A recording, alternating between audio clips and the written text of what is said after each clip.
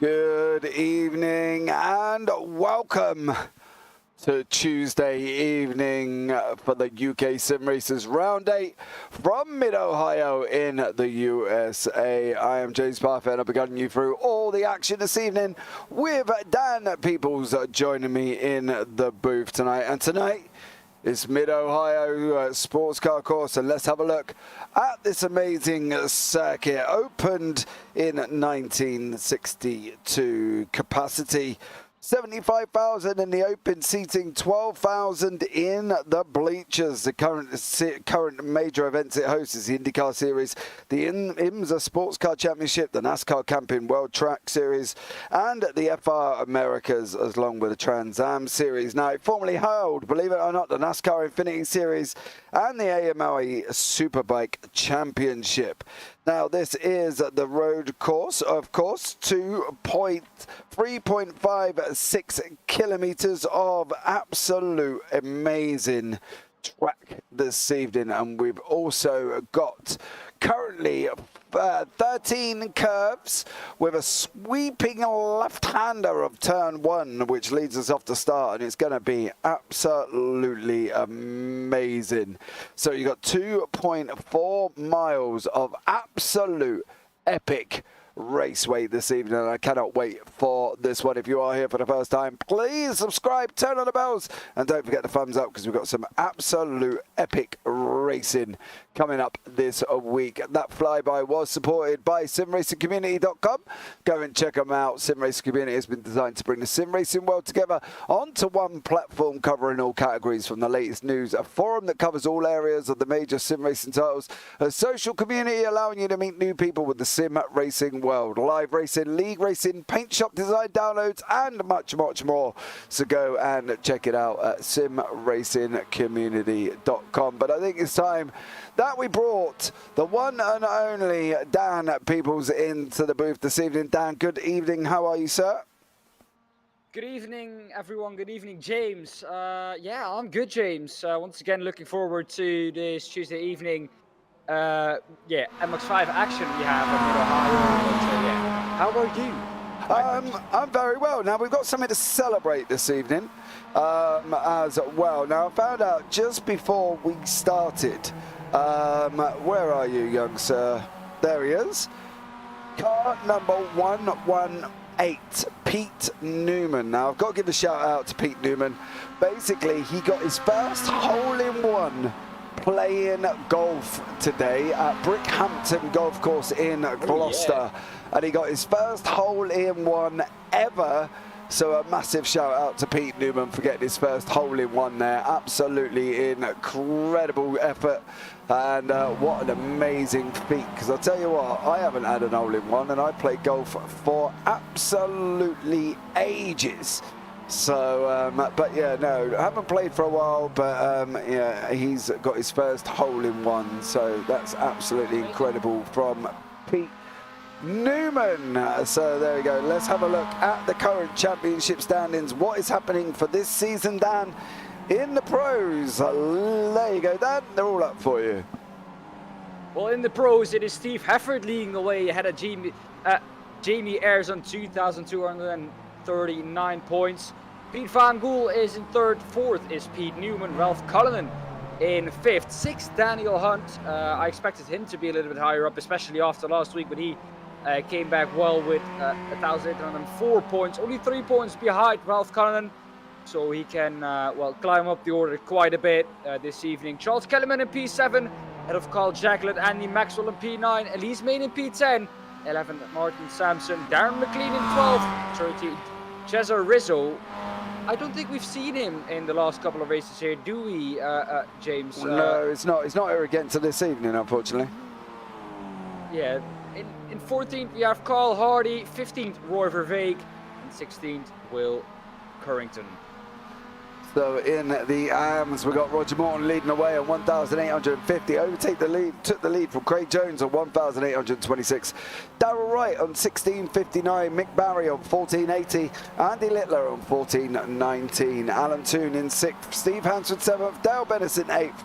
And Craig Crawford in 9th. Now in the overall team standings for this season, give me 2 seconds, hit the wrong button. So we've got Team Momo leading the way on 7,196. Results Clothing iRacing Team on 5,245. Optical Green on 4,558. Optical Red on 4,528. White Guard by result 4,041. Safeguard by result 3,509. DOF Reality 1,965. Pure Sims Esports 1,818. And Optical Blue on 1,419. Now in the overalls of all 3 seasons currently up to date, including this week, we have Pete Van Gool leading away on 8,642 points.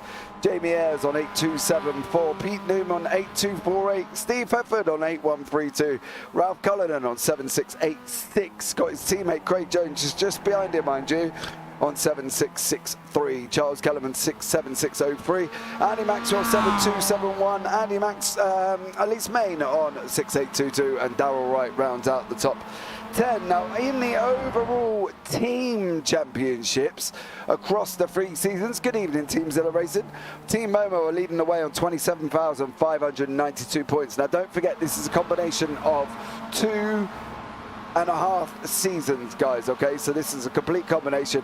Optical Green in second, Results Cloven iRacing Team in third, Optical Red in fourth, White Guard by Result in fifth, Pure Sims Esports sixth, Optical Blue in seventh, Safeguard by Result in eighth, and DOF Reality in ninth place. What are we expecting, Dan? Mid-Ohio, 13 corners, a sweeping left-hander goes down to a very tight keel hairpin that's got, I can't remember if this ain't got the tree in, is it, this week? So, you know, it's going to be a tough race for everyone. Well, I think definitely a different track characteristic than we had last week at Virginia. We do have one long straight, basically, the one leading from the keyhole into turn 4, 5, the S's. But yeah, I don't think turn 4 is too hard of a braking zone. You can throw it up the inside with these MX5s.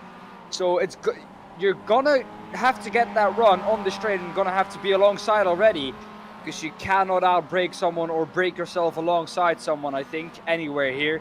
There isn't a long straight with a hard braking zone. The only straight that I can think of is the run that you get from turn 1 into turn 2, the keyhole. Because that hairpin, you do have to quite brake hard for that. So that's the only point of the track where I do think you can actually outbrake someone. Yeah, I think it's going to be tough for these guys as well. Don't forget, we've got 4 races of 15 minutes.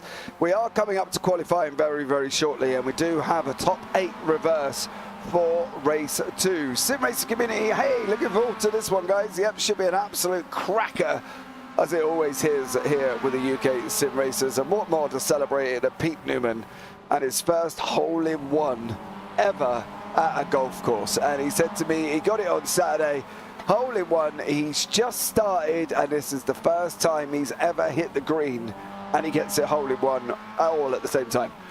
Good evening, Phil, welcome in. Thank you so much again for joining us. Much love to you. This should be an absolute cracker, as we've got 20 cars on track tonight, Dan, and we'll be going into quali in the next 2 seconds. Well, James, before we get into quali, I just want to talk about, I think, this weekend, the best action ever for me in motorsport has happened in the NASCAR, the Ross Chastain incident. I think everyone has seen it, where he rode the wall to get into the Final Four. Basically, the, Final Four who have a chance of winning the NASCAR championship this week, and I think it's Phoenix. No, yeah, and Phoenix is the last round. He actually did that at Martinsville. He rode the wall, yeah, partly because I know that because one of the leagues I do on Sunday morning at 1 AM is a NASCAR league, and they follow that schedule. So we've just had Martinsville last Saturday, and we had 29 cautions. 29 yellow flags that weekend. The video is available on the JPB YouTube channel. You can go and watch it back if you've got about a spare 4.5 hours, because that's how long it went on for. They also have their championship with their top 4 this weekend as well. So that will be the final there. And basically, we're teaming up with the guys, Carlos Acosta over at Freeway TV. Me and Michael will be commentating. Carlos will be doing the producing. So, yeah, that's going to be an absolutely amazing one as well. You should definitely go out and check out Freeway TV. They do American Truck Series and NASCARs and all that. It's all, they're very American based, but we're teaming up with them for this weekend, and we've got an absolutely barnstorming final in Phoenix. So, yeah, definitely check it out. But a Martinsville race, 29 cautions, 4.5 hour race, total of about 500 laps. So it was absolutely incredible. Well, you know what the problem was, James?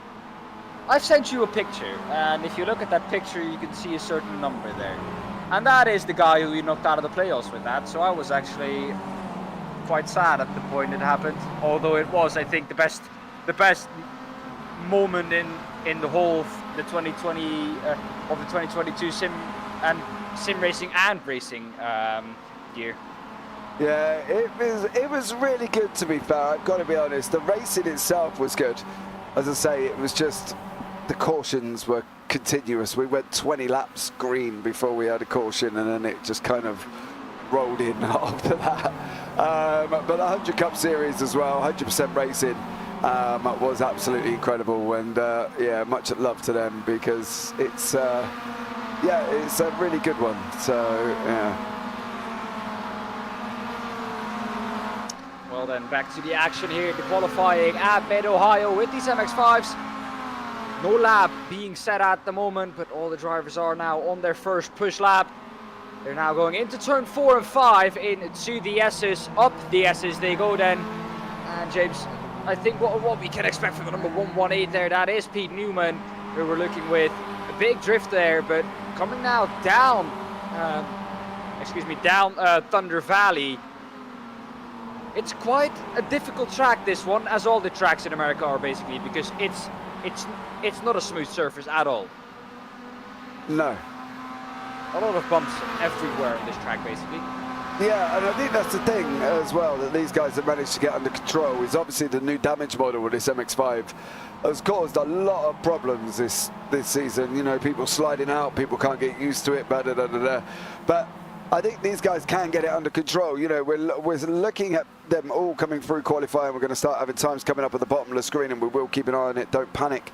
As Hertford goes across the line on a 1:37.070.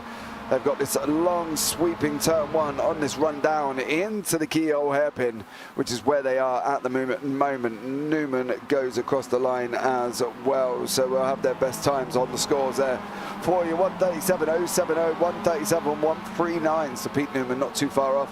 This circuit itself is quite unique in the way that it's laid out as well. It's got the very long, there are different variations of this circuit. You can turn right about now, and there's another variation as well that cuts off half the track of this long sweeping down into the keyhole. So, you know, there's a lot going on, and these guys are going to have to be careful. We've got this right-left section of turn 4, 5, and 6 that they've got to contend with and try and maintain the speed up, because that's always going to be difficult. But I think overall they should be fairly manageable. You know, we're on board with Pete Newman now as he's coming around into what was known as turn 8 before we go around the right-hander of 9, which, as Dan's aptly said, is called Thunder Valley. And then we go down this drop down a hill. There's a lot of undulations on this circuit as well, Dan. I think that's one of the things they've got to really look out for. Well, as you can see, it goes up and down. Like I said, undulation is a big part, and I do think that the section we've just gone through, that is turn 11 and 12, it starts with the left-hander, and then basically when you go downhill, that's a part where you just cannot go through side by side on just full speed. You have to give each other room, and you have to both, not only the guy on the inside, lift off, because you cannot go through there side by side. We've seen it in IndyCar as well. It's a place, especially turn 9 as well. Those are places that are well known for crashes when you go through there side by side. So those are points on the track that we have to watch, I think, this evening. Yeah, absolutely. Absolutely. There's a lot of curbs that they can get involved with here as well. There's a lot of runoff. As you can see here, it's full grass. There is a wall on the left-hand side on that run down from turn 2 all the way down into turn 4, which is a right-hander at the base here.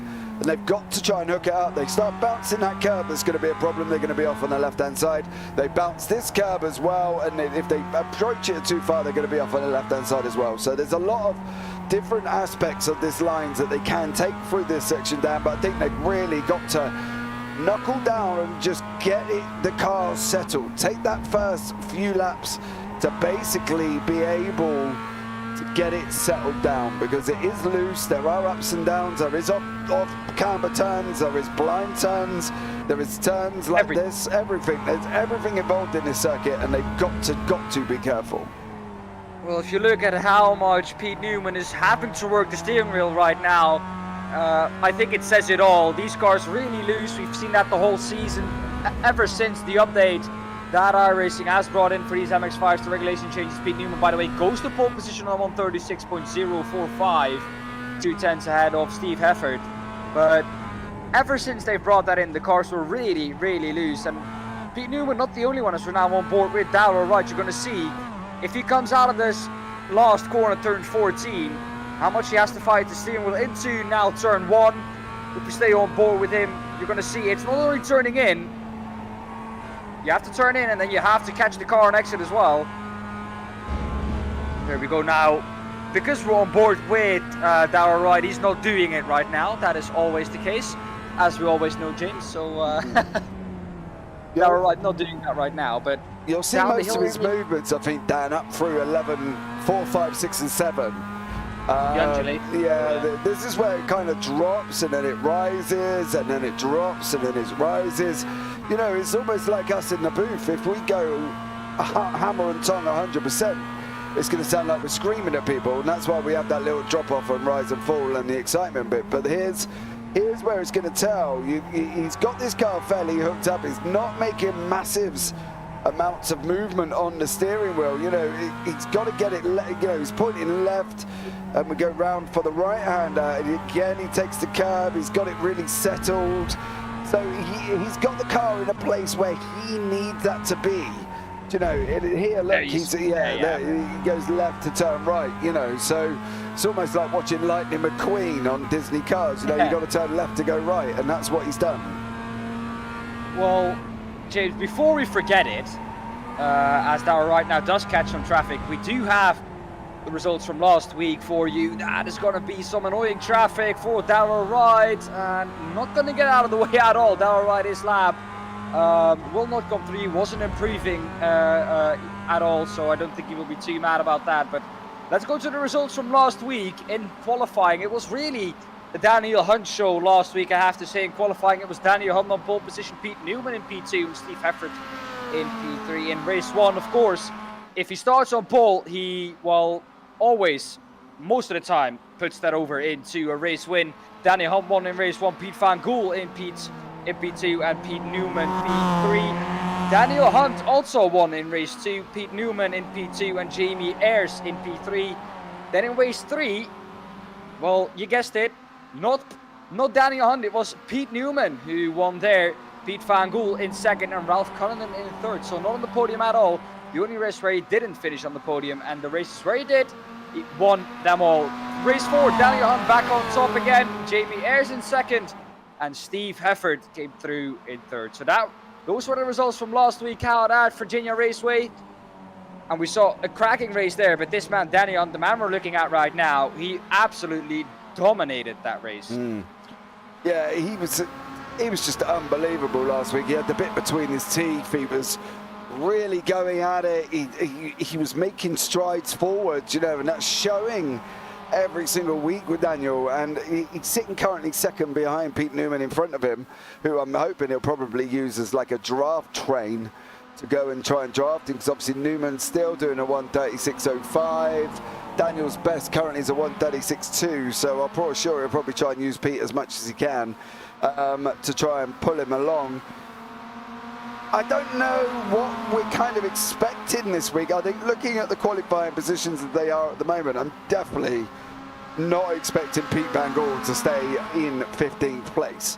Unless, of course, Pete has really not been practicing this track. And then I suppose from his point of view, it's possible that he could be in 15th place. But I'm expecting him to make moves and strides forward.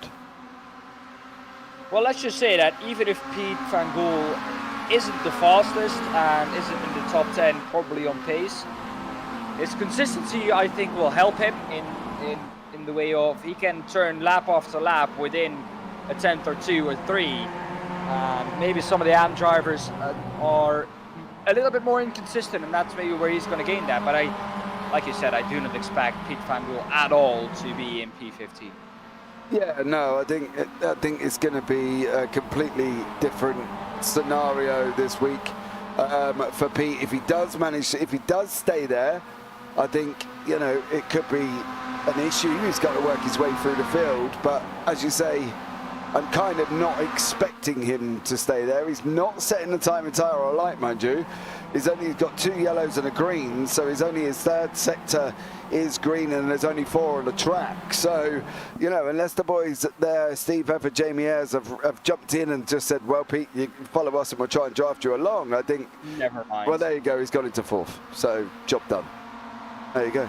That cancels out what I'm saying, really. Oh, well, he is finding the track a bit difficult, as we can see there into turn 1.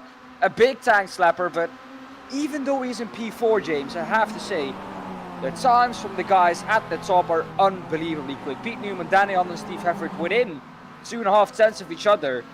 But then you have almost a 7 tenths gap down to Pete Van Gool.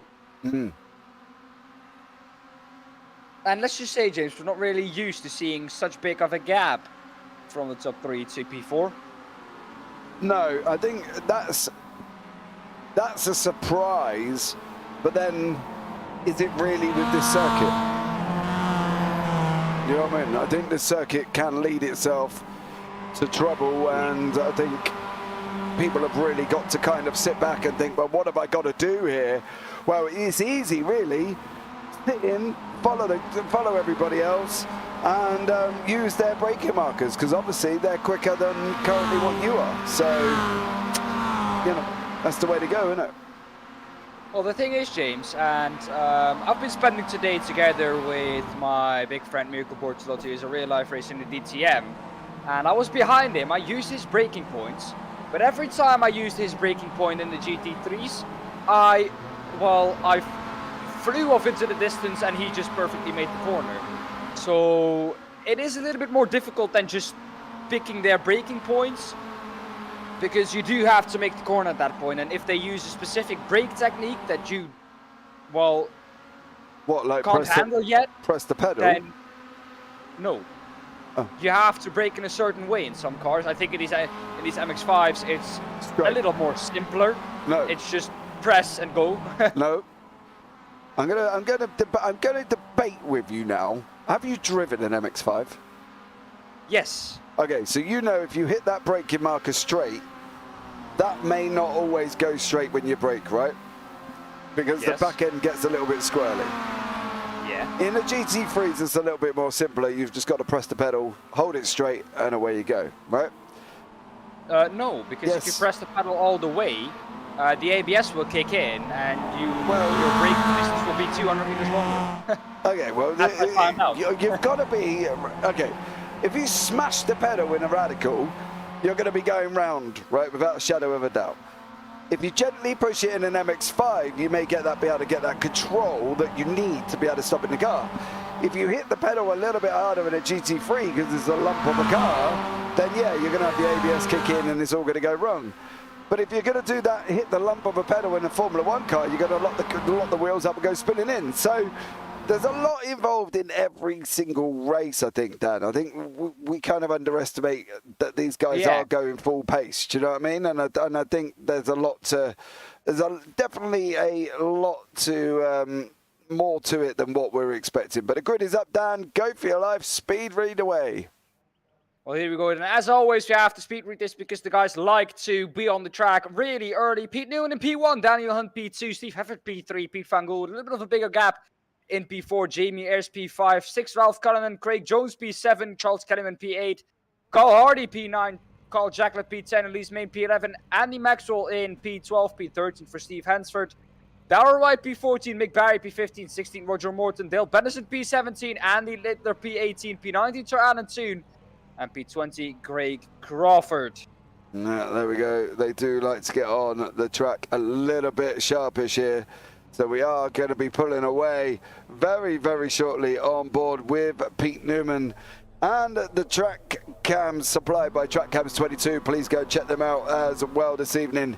But the lights are on. We got 3 lights, 4 lights, 5 lights, and we are green underway here with Pete Newman as we start rushing off down towards that long sweeping left-hander of turn 1.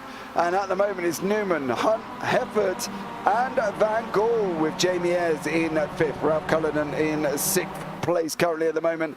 Everybody's made it through. Nice and straightforward at the start there, Dan. No real issues for anybody, and we're underway here in mid-Ohio. Well, the only one with issues there was a little bit further back. That was Steve Hansford, who dropped 4 positions, actually 5, just made up 1.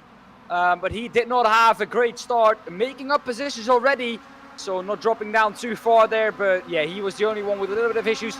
Some people though, James, and that's the first time I've seen that, starting within the last corner. So yeah, that just tells you how big this grid is. Up the inside goes Daniel Hunt. on Pete Newman. Not able to make that move stick, and now he's under pressure from Steve Hefford. Yeah, there's going to be contact there from Hefford as he goes on right out the back of Daniel Hunt, and literally, if I say to you right out the back, I do mean right up the back as these guys go racing round. Car number 20 of Steve Hansford has gone off track. You can see him there, red on your track map, the top right-hand corner.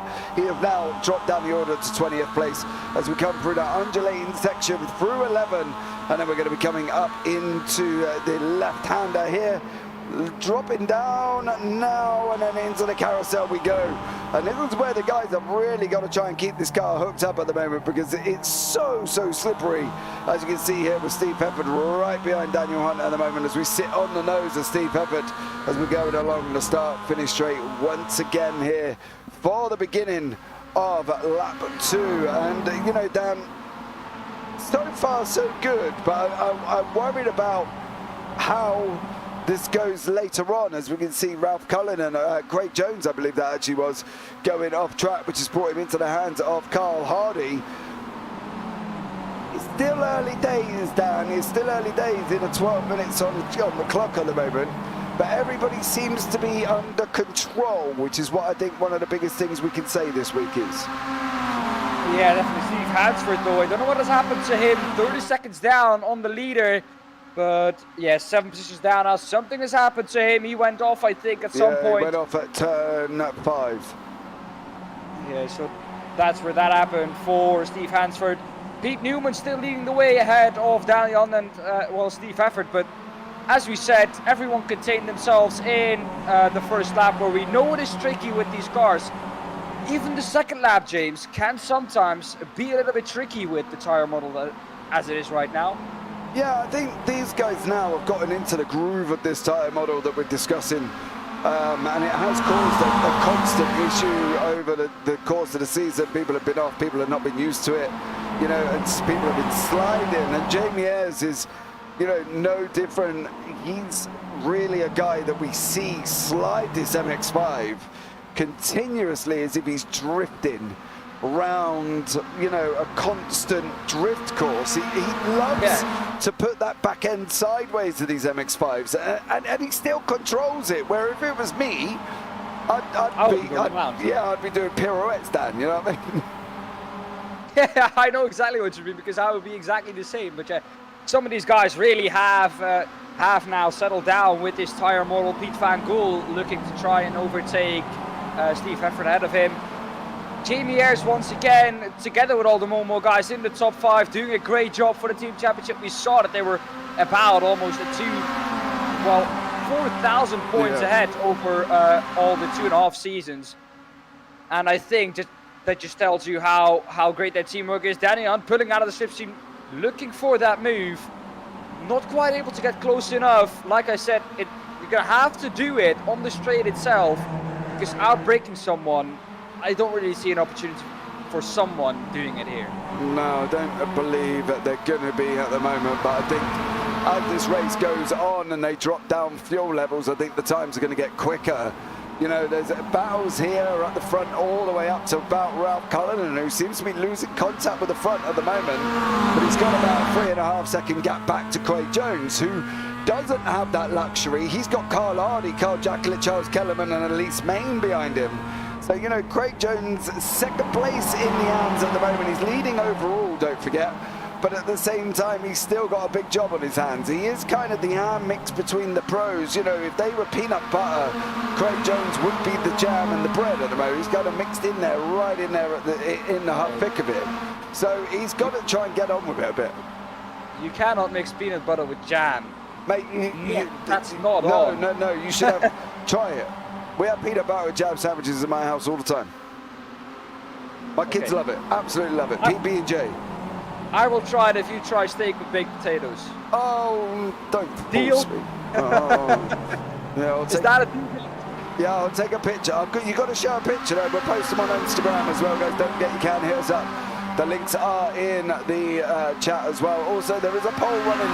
Who do you think is going to be winning race 1? And currently at the moment, they are side by side near enough as Jamie Ayres is pressurizing Pete Newman. Can Pete, do you think, hold on to this? Because, oh, look at Hefford, how hard he's working that steering wheel. Oh. Well, and that is what you said. He's drifting his car around, and well, he is one of the really extreme, well, examples of that, because the rest just is quite contained. Daniel Hunt getting the back of that car out sometimes as well.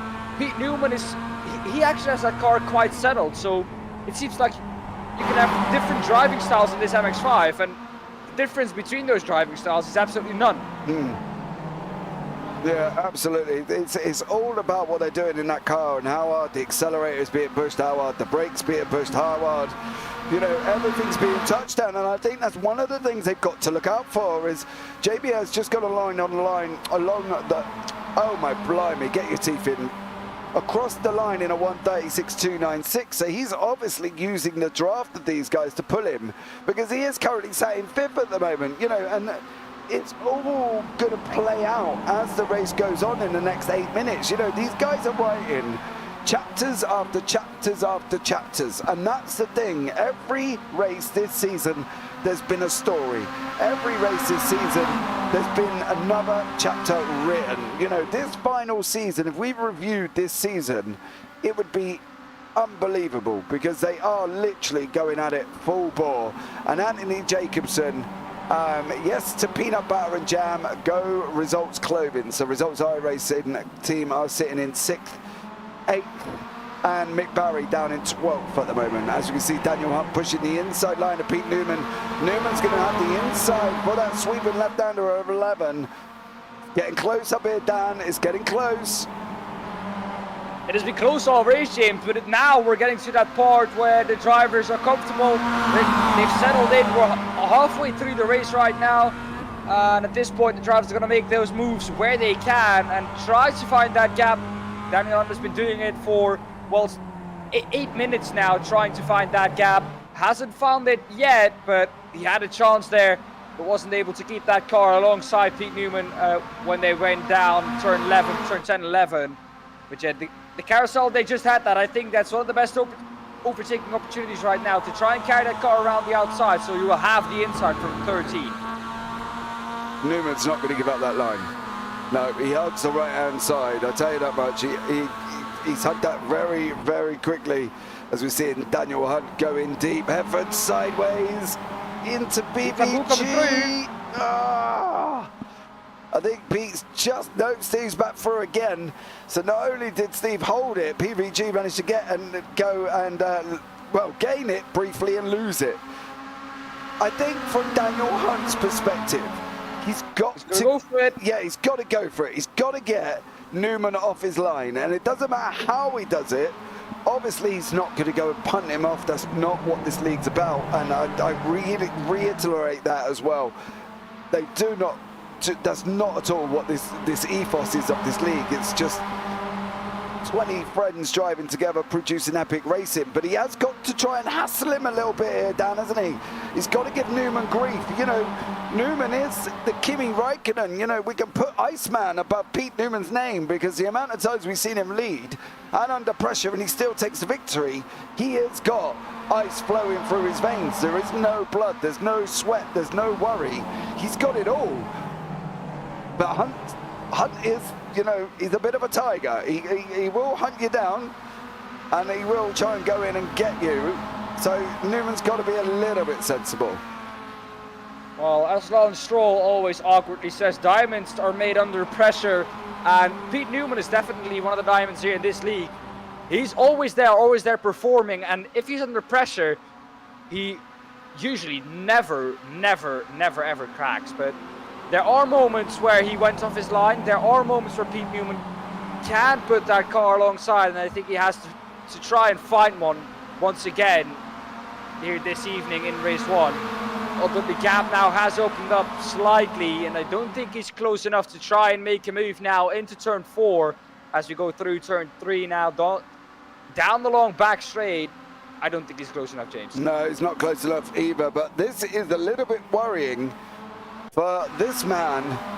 Him and Carl Jacklett, Craig Jones here. Craig going on the inside. Oh, what? Not contact with Jacklett. No, oh, slight contact with Jacklett, and around he goes. Tough racing. Well, at some point, well, these MX5 cars, don't get me wrong, they're not bumper cars, but they do withstand quite a lot of hits from other cars, as long as it's not a T-bone crash. So you can kind of rub and race, you can kind of rub and run, but like we said, not well, the mentality these drivers have here in this league, and I don't think Daniel Hunt would want the victory like that. He's now quite close to the back of Pete Newman. Got a good run out of turn 13. Can he now keep it the slipstream to try something into turn 1? Not really. Gonna try and hang in there to try and get that run down into turn 2 now, into the carousel, or the keyhole, excuse me. That one is. Gonna try and maybe get the run out of the keyhole, down the long back straight. 1.5 tenths is definitely close enough, James, to try something down that straight. Yeah, my fear is, what is he going to try? If I was Pete Newman, I'd be going straight over to the left of the track. As soon as I see Hunt start getting that draft, and he has done, Hunt has got to go around the outside. Pete Newman hugging that white line harder than my daughter, snuggling into her teddy bear, I'll tell you that much.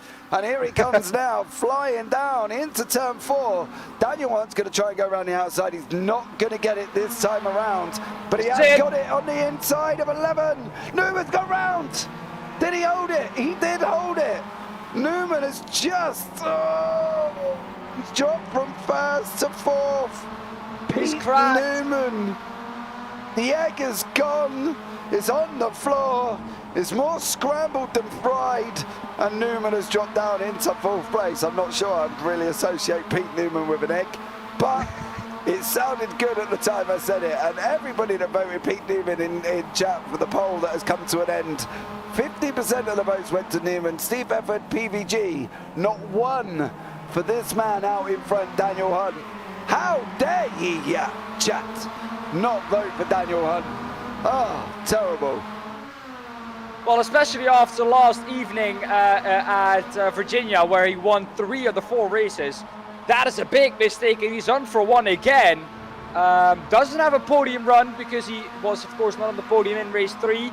So can't go and attack that podium run from Steve Hefford. Steve Hefford, though, behind him, is on the podium right now. That would be his 2nd podium in a row. And where is Daniel Hunt gone? Were we too early with that? Has he disconnected? I don't know. No, he's... Oh, there he is again. Hold on, that was a bit bizarre. How bizarre. Okay, well, he's back. That's a weird one. I can't. We were going for a move on PVG. PVG has that move, I think, covered. No. If he can keep the inside, no, he can't. That's a beautiful move there by Pete Newman. Made that move stick, but you saw there, James, how vulnerable you are once you lose a little bit of momentum here through the S's. And, well, we're going to go down Thunder Valley once again in the second here through turn 9. There we go, down Thunder Valley. But you just see how vulnerable you are once you lose momentum. Yeah, it was. A bit weird that he disappeared for a little bit there. Phil's put hashtag Daniel Hunt for the win. So, you know, Phil, you may have... Did you vote Daniel Hunt, though? That's the question. But he is coming round. We're going to be on the final lap of the race this time around. We are going to be on the white flag. And Barney, hopefully, has not taken a night off tonight. And he is waving, aren't you, Barney? All right, where you gone? Okay, let's try and pick up somebody going across the line, because clearly... There he is, top left. Top left-hand corner. Barney's waving, and he's on track. But back with these guys now. Newman's trying to make that move back past Hefford again. On this run down into Keo, Hefford's got the inside line. He's got the inside line. Daniel Hunt is almost using his car as a bit of a battering ram. He's gone again. He's gone down the order again. I wouldn't like to have him a guess as to where he's going to come back at any point on this circuit. Just be aware, we may have Daniel Hunt reappearing. There he is. That's almost like the Bermuda Triangle of mid-Ohio for Daniel Hunt. He just disappears and then all of a sudden reappears and comes back. So, you know, maybe, oh, he's gone again. Oh, I'm sure he'll be back. But anyway, Steve Efford currently in, I'm not sure where he is, 2nd. There we go. Daniel Hunt has got very spotty internet connection, I think, going on at the moment. Carl Hardy is fighting Carl Jacklett here, mind you, as well. And this is the battle for 7th and 8th. Mick Barry's currently leading the arms, and Carl Hardy just gets past Carl Jacklett. So Mick Barry there is your AM leader. Sorry, I've not shown you much of that, but the action up front has been absolutely unbelievable. But Daniel Hunt coming round the carousel for the final time is Daan Hunt. Going to take this victory in race 1. He's got the left-hander, then he's got the run down to the line. It is Daniel Hunt taking the victory. Hefford second, Newman third, VG fourth, Ayres in fifth. Ralph Cullenham comes across the line in 6th. Carl Hardy, Carl Jacklett here going across the line in 8th, 7th and 8th. Not sure where Kellerman's gone. Disconnected possibly, not entirely sure. Mick Barry comes across the line and takes the victory. So well done to Mick there. Andy Maxwell, Roger Morton, Craig Jones, all along the line. Jones recovering back into 13th after his accident. Darrell Wright going to come across the line in 16th with Andy Littler in 17th place there. So, okay, not quite as exuberant as we've seen previously, is it? Okay, let's just say that. It's not quite as exuberant as what we've seen previously. But it's definitely going to happen, isn't it? I think we're definitely going to be in for it at some point tonight. Race 4. Yeah, always. Race 4, you reckon? Race 4, always. Always race 4, James.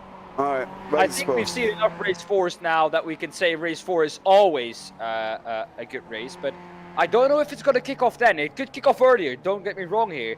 But I'm just saying, race 4, it's always happening there. So it's a guarantee that it's going to happen there almost. Okay, well, let's see what happens in race 4, Dan. But the results are in. And there you go, young sir. You can take your time now. Well, after a good race, it's Daniel Hunt with a little bit of connection issues, but he did come through finally in the end to take victory. Once again, continues his victorious streak. Now has won 4 of the last 5 races ahead of Steve Hefford. Pete Newman in 3rd. Only 2 tenths between those two in P2 and P3. Only 3 tenths behind that, though, was Pete Van Gool. So all really close there between the top 5 because only 4 tenths back, it's Jamie Ayres. Then we have a little bit of a bigger gap to Ralph Cullenham. Carl Hardy with a little bit of a bigger gap to Ralph Cullenham as well, but only between those two, also 2 tenths between Carl Hardy and Carl Jacklett. Then we have Charles Kellerman in P9, P10 for Elise Main, P11 for Mick Barry, the winner in the AM class out of Roger Morton. I don't know what happened to Craig Jones, James. He spun, didn't he, with Carl Jacklett? Oh, yeah, he did. Yeah, indeed. That was the contact that we saw. Andy Maxwell in P13, 15. Dale Bennison, 16. Darrell Wright, 17. Andy Littler, 18. Craig Crawford. Sir Alan Tooney, 19th. And P20 for Steve Hansford. Right, let's bring in our resident first race interviewee is Steve Hefford into the booth. Good evening, Steve. How are you? Not bad, guys. You? Yeah, not bad. I want to ask you a question, mate. One of the things we saw on the broadcast is Daniel Hunt disappearing and then coming back on about 3 or 4 corners later. Were you seeing the same thing? Oh, not seeing the same thing, yes. Yeah, it was a bit scary, but luckily we're in the same room, so he could tell me whereabouts on track he was. He stuck to the right, but it was like literally it was the same place. He disappeared each lap, which was a bit weird, just after the exit of turn 2. Yeah, we said it was almost like Dan Hunt's Bermuda Triangle. He kind of he went in and then come back in long. He didn't want to give him slipstream. Sorry? It's his new cloaking cheat, anti-overtaking cheat device. Yeah, he didn't want to give him slipstream. That was the case, I think. Yeah, well, he just turned it off for a minute, so you didn't pick him up. But that was a good race overall, wasn't it? It was nice and tight at the top. You guys, as always, driving with the respect that you do. Tough battles. What are we looking at with this circuit, Steve? Because obviously we sit up here in the booth and we talk about it and we say there's this, there's that, there's this undulation, there's that curve. But what is it really like from a driver's point of view? It's a pretty technical track, but it's really difficult to make a pass unless the guy in front is off the pace or makes a mistake. You know, if you're similar pace, as long as people don't make mistakes, it's really difficult to pass because of the nature of the bends. As you saw then, I tapped down at the back, which lost me my momentum coming out of turn 2, and Pete was well alongside. But you know, if you just hang it around the outside into turn 3, you know you've got the advantage then, and it's dirty on the outside, as Mr. Newman found out as well when he went too wide with Dan. It's difficult to pass if you're on the line and the guy makes a mistake, fair enough. But it's like into Lagos and all over again, left and then right and left and right. So it makes for good battles, but we were trying not to really because we didn't want the guys behind to be catching up. You know what I mean? So left it for a few laps first. It probably didn't look much fun, but it wasn't a bad race. No, to be fair, you know, I think the interesting thing was the amount of times we saw Pete Newman try and, you know, take the inside line and defend, and, you know, he was constantly on it and over that inside line. And is it a one-line circuit, or is there multiple? Because, you know, we go to different tracks, Steve, every week, and there's multiple lines. What's this? There is multiple, but every one of them's slower, so when Pete and Dan started fighting, we, you know, straight away it was Ralph, wasn't he? He was behind, and he was catching. So the 10th or 2 every time they went too wide, I was having to back out of stuff so that I didn't end up going 3 wide or going offline, and then you give a gap to the guy behind then, and you're under pressure. So it's difficult. It's difficult. You can make a pass, but you need people to make mistakes really and give you that advantage in the overspeed, you know. Yeah, exactly. Top 8 reverse for round 2, race 2. So you'll be in 7th place. Yeah, my lucky number. Your lucky number. You did say it was difficult to pass though, and you are going to have Carl Jacklett, Carl Hardy, Ralph Cullen, Jamie Ayres, PVG, and Pete Newman. You know, it's not like you're going up against, you know, Nikita Mazepin and everybody else in front of you who's likely to crash. You know, you've got a tough group in front of you there, Steve. Yeah, just slow and steady, I think, here. Don't do anything daft. Don't put your car in any positions where you're going to put yourself at risk. Just try and finish every race, I think. Yeah, I think that is the situation. You do need the points in the overalls as well across the last 2.5 seasons, because PVG has got the lead at the moment. So I'm going to let you go, Steve. Thank you so much for joining me as always at the end of race 1, and we'll look forward, hopefully, seeing you get a victory, and we'll have a chat with you later. Yeah, hopefully. Cheers, guys. Enjoy. Take care, mate. Thank you. Well, there you go, really. That's kind of, I love the fact that he comes into move every single week after race 1. It kind of gives me that philosophy of what the circuit is.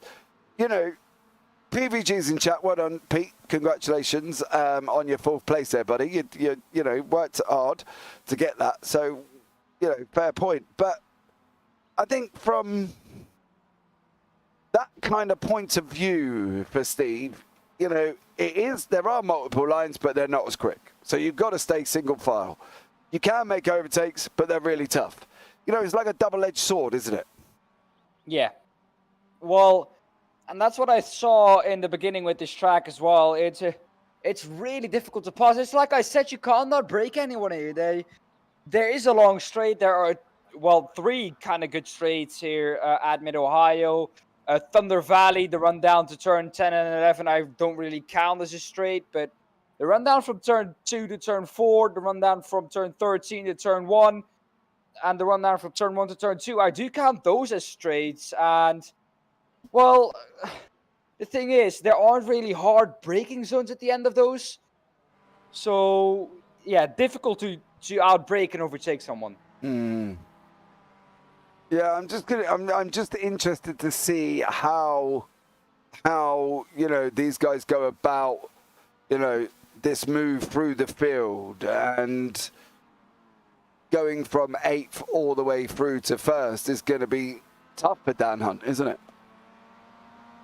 Well, yeah, on this track, yes. And I think this is one of the tracks where we could actually, if there's an AM in the front of the field, we could actually see an AM excel. Because overtaking, of course, is difficult. Defending, that makes it a little bit more easier. Even though defending is easy, James, we both know that defending isn't easy after all. You have to know where to place your car in order to not lose too much time on exit. Otherwise, they're just going to accelerate away. So it's always difficult for the drivers ahead of Daniel Hunt, Pete Newman, and Pete Van Gool, Jamie Ayres, Steve Heffert to try and keep them behind, because they are just really, really, really quick. Yeah, absolutely. We've got about a minute and a half left of practice, guys. We will have to change over sessions after this one as normal. If you are here on a Tuesday night, you do kind of know the routine that we do change sessions after race 2 and then again after race 3. So you can obviously just sit back, grab a drink, gives you a break in the proceedings to go and get a drink and chill out, as me and Dan do, and generally pop to the toilet at my age. You know, you need to stop every now and then. So overall, I think it is going to be a great race 2. I'm interested to see what Hunt can do from 8th place. I think that's going to be epic because clearly he's shown that he's quick, and already he's taken a victory again, Dan, hasn't he? Well, again, you said correct. 4 out of the 5 races we've done now since last week, he has won. So, yeah, he's on an absolute roll right now. And if he can keep this up, because he's been quick throughout this whole season, he could actually be the autumn champion, because we haven't seen PVG turn up at all this season. Well, he's there, but he's nowhere near the level he was last season, in the summer season, I have to say. That might be strong words, Dan. Strong words. I know. PVG hasn't turned up is like giving a red rag to a bull. Well, he has turned up, but not at the level where he was last season. Because remember, he was winning almost everything last season, and well, he hasn't been in that position yet this season where he has had an evening where he was really dominant. And Daniel Hunt, instead, he has had that last evening, and he's just continuing that streak now, and he's continuing that momentum. Okay, there you go, Dan. There's the grid, buddy. Better hurry up. Well, Carl Jacqueline, P1, Carl Hardy, P2, Ralph Cullinan, P3, P4, Jamie S, Pete Van Gool, P5, P6, Pete Newman, Steve Heffert, P7, Daniel Hunt, P8, Charles Kellerman, P9, Elise Main, P10, Meg Barry, P11, Roger Morton, P12, P13 for Andy Maxwell, P14, Greg Jones, Neil Bennison, P15, 16, Darrell Wright, 17, Andy Littler, 18, Greg Crawford, 19, Sir Alan Toon, and 28, Steve Hansford. Steve Hansford. So there we go, guys. We are going to be back at it again here with these guys, with Carl Jacqueline, with the 1, the 2, the 3, 4, 5, and the lights are out, and it's green, green, green for 15 minutes at Mid-Ohio. Carl Jacqueline out in front in car number 42 from the optical red. Carl Hardy following him closely behind at the moment, and there is Carl there. There is this mid-pack of PVG, Jamie Ayres, Ralph Cullinan, Pete Newman, Steve Heffern's all involved. And at the moment is Carl Jacqueline streaking away, opening up 6 tenths already as they come into the right-hander. Ralph Cullinan, Daniel Hunt there as well. Look at that group of cars there, Dan. Unbelievable. And then we go further back and we've got Elise Main, Charles Kellerman, Mick Barry, Andy Maxwell, Roger Morton. They're all here and everybody made it through turn 1 comfortably at the moment. Well, while we were looking at that, it was Jamie Ayres who got a bit wide in the exit of the keyhole, lost a couple of positions with that, now is down into P7, challenging or fighting her way to the front. Daniel Hunt on the inside is going to have to give that one up because the next one is to the left. Pete Van Gool ahead of Pete Newman. And he's in P4 right now behind Ralph Cullinan. Ralph Cullinan, as we know, no slouch either in that car, and he is definitely someone to keep in mind for a good result. Carl Hardy, though, off on the left-hand side. On turn 9, I think that is Thunder Valley. He doesn't want to be there, and Pete Van Gool now up to P2. Yeah, but Cullinan has got the inside line here, Dan. He's got this inside run if he can hold it. He's now, oh no, he's jumping down the order. What's going on? Has he all just looking past? I don't know, but the Irishman's got down the order faster than him drinking a pint of Guinness, I'll tell you that much. It's gone, it's literally second to seventh in the space of one carousel. Now, whether or not that was about that because he was on the outside and he couldn't get in there for Cullinan, but overall, I think he should, without saying too much, it's going to get me in trouble. He probably should have done a little bit better than that. But PVG and Pete Newman here are running down into turn 2, the keyhole. The right-hander, PVG on the inside, Newman there on the Pure Sims, white and blue. Pete Newman, Van Gaal on the Momo white.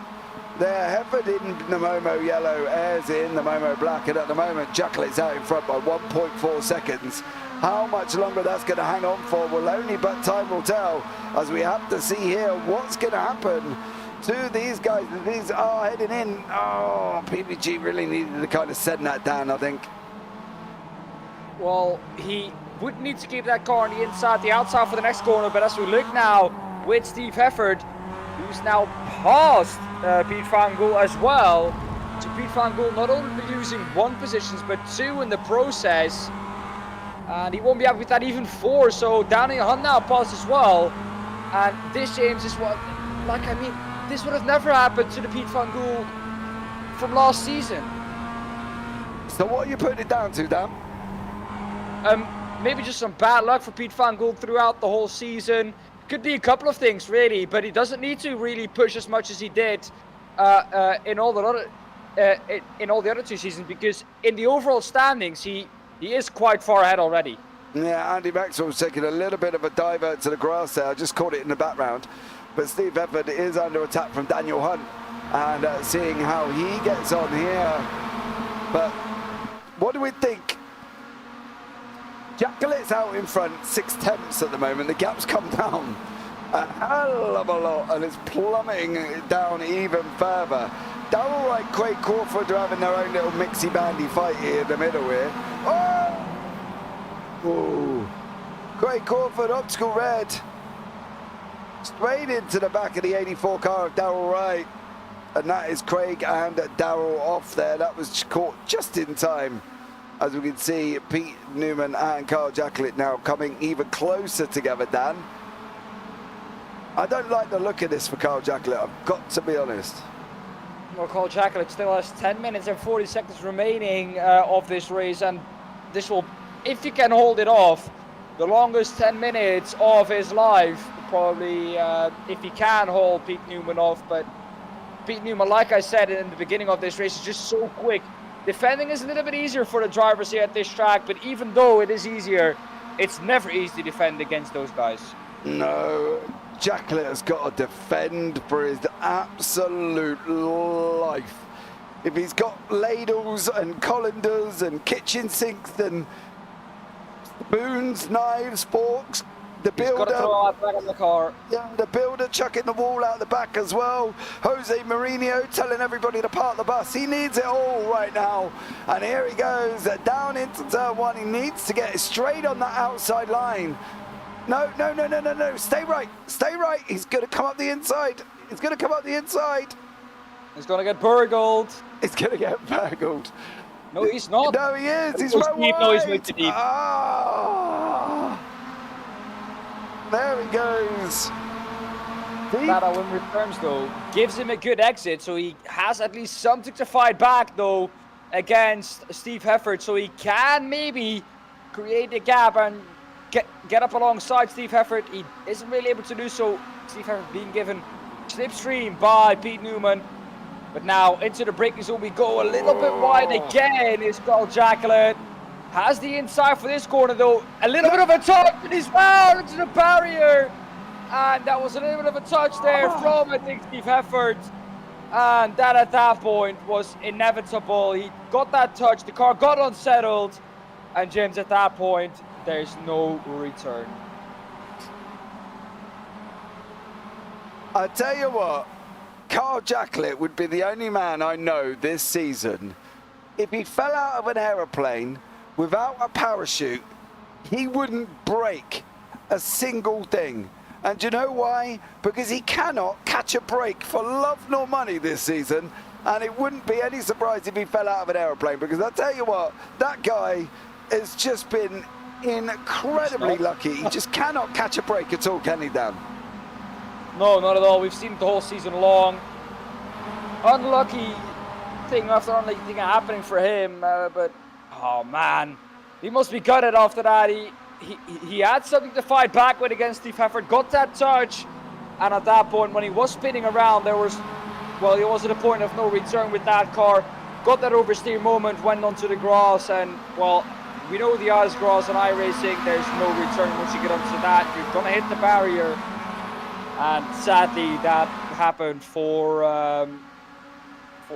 Carl Jacqueline. But yeah, Daniel Hunt now trying to chase down Steve Heffert ahead of him to try and continue that winning streak that he has right now, James. Yeah, it's got a tough cookie in front of him here. You know what I mean? He's not talking, as I said, the key amount of spin here. He's talking Steve Heffert, and different entity altogether. Steve's no slouch, as he said, but he did say he's got one line.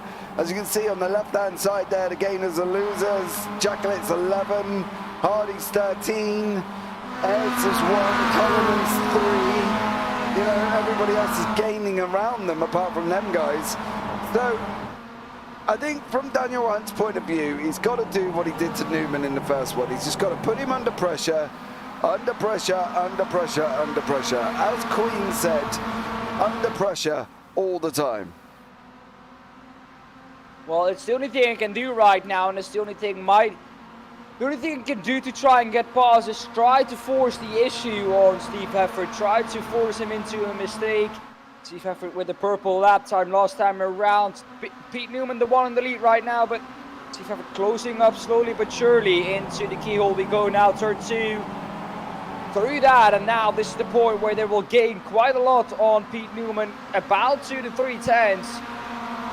This is the point where Pete Newman is going to have to, well, look to try and break that slipstream, maybe to get him out of a second, but doesn't really do so, and you can see the gap coming down rapidly.